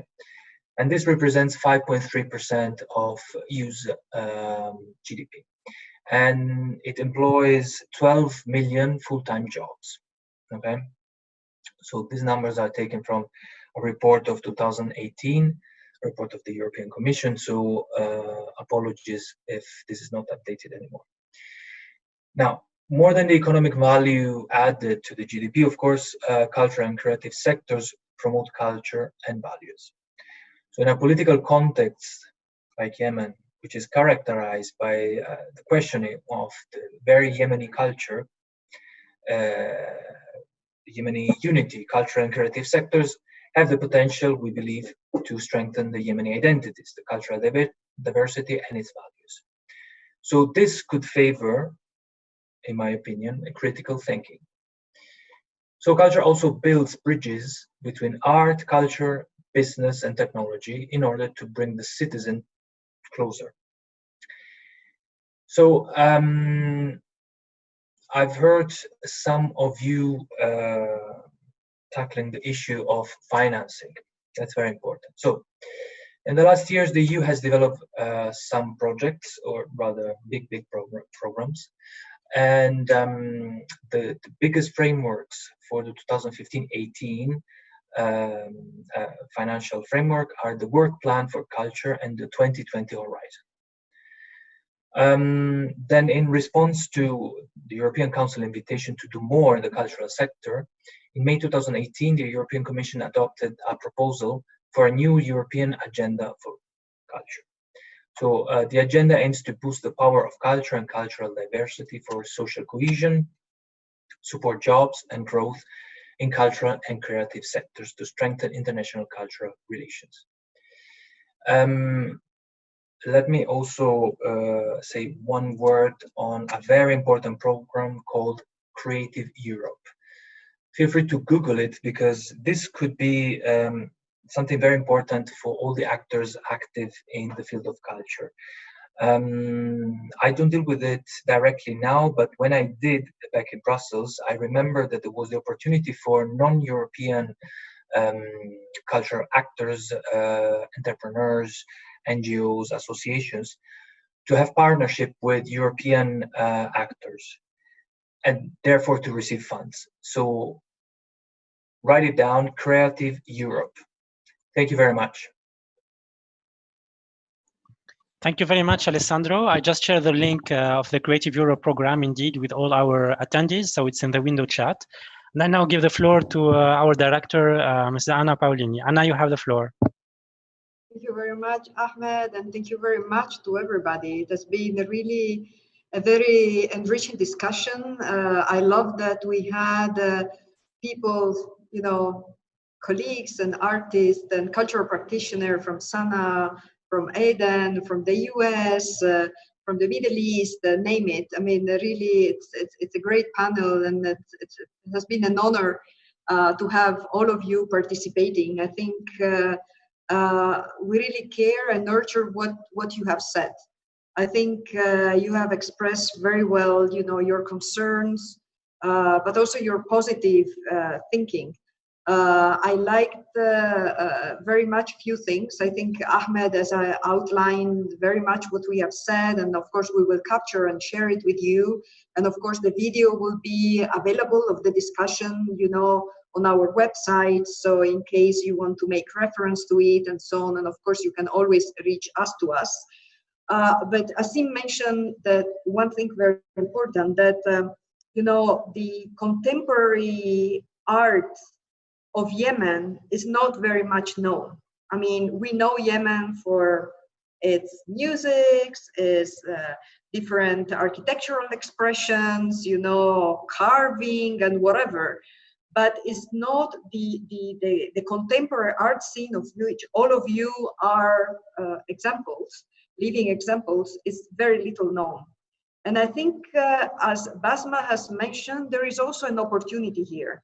True, we are in an incredible situation, but it's all over the world. But we have the digital platform that gives us the possibility to put things there, and as Basma said, they will stay.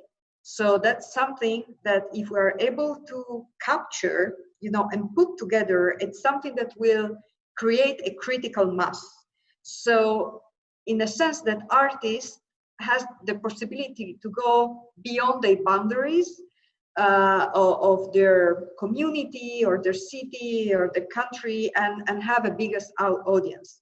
Of course, I think that in this one, we probably as international organization and the only one playing this role in culture and artistic expression have a role to play. So I really take note of this because as a summary of things, I think this creating this possibility of giving you this biggest platform and audience, I think is important. And just I would like to end, first of all, by thanking all of you, thanking the interpreters. Thank you very much for having been with us. Thank you for your work, also in the chat. A lot of people appreciated that. Just to remind that, again, art, culture, and creativity is not really a luxury, but it's something that is really essential for the development world. And it's really in the present time, and especially in Yemen, is a very strong instrument for resilience.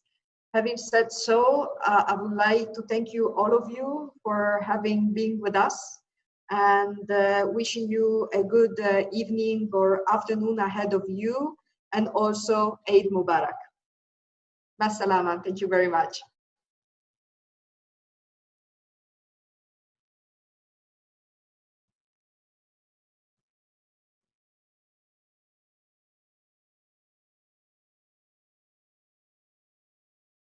L'enregistrement a été interrompu. Okay, thank you so much, all of you. It was a pleasure. It was very nice. Take care. Thank you.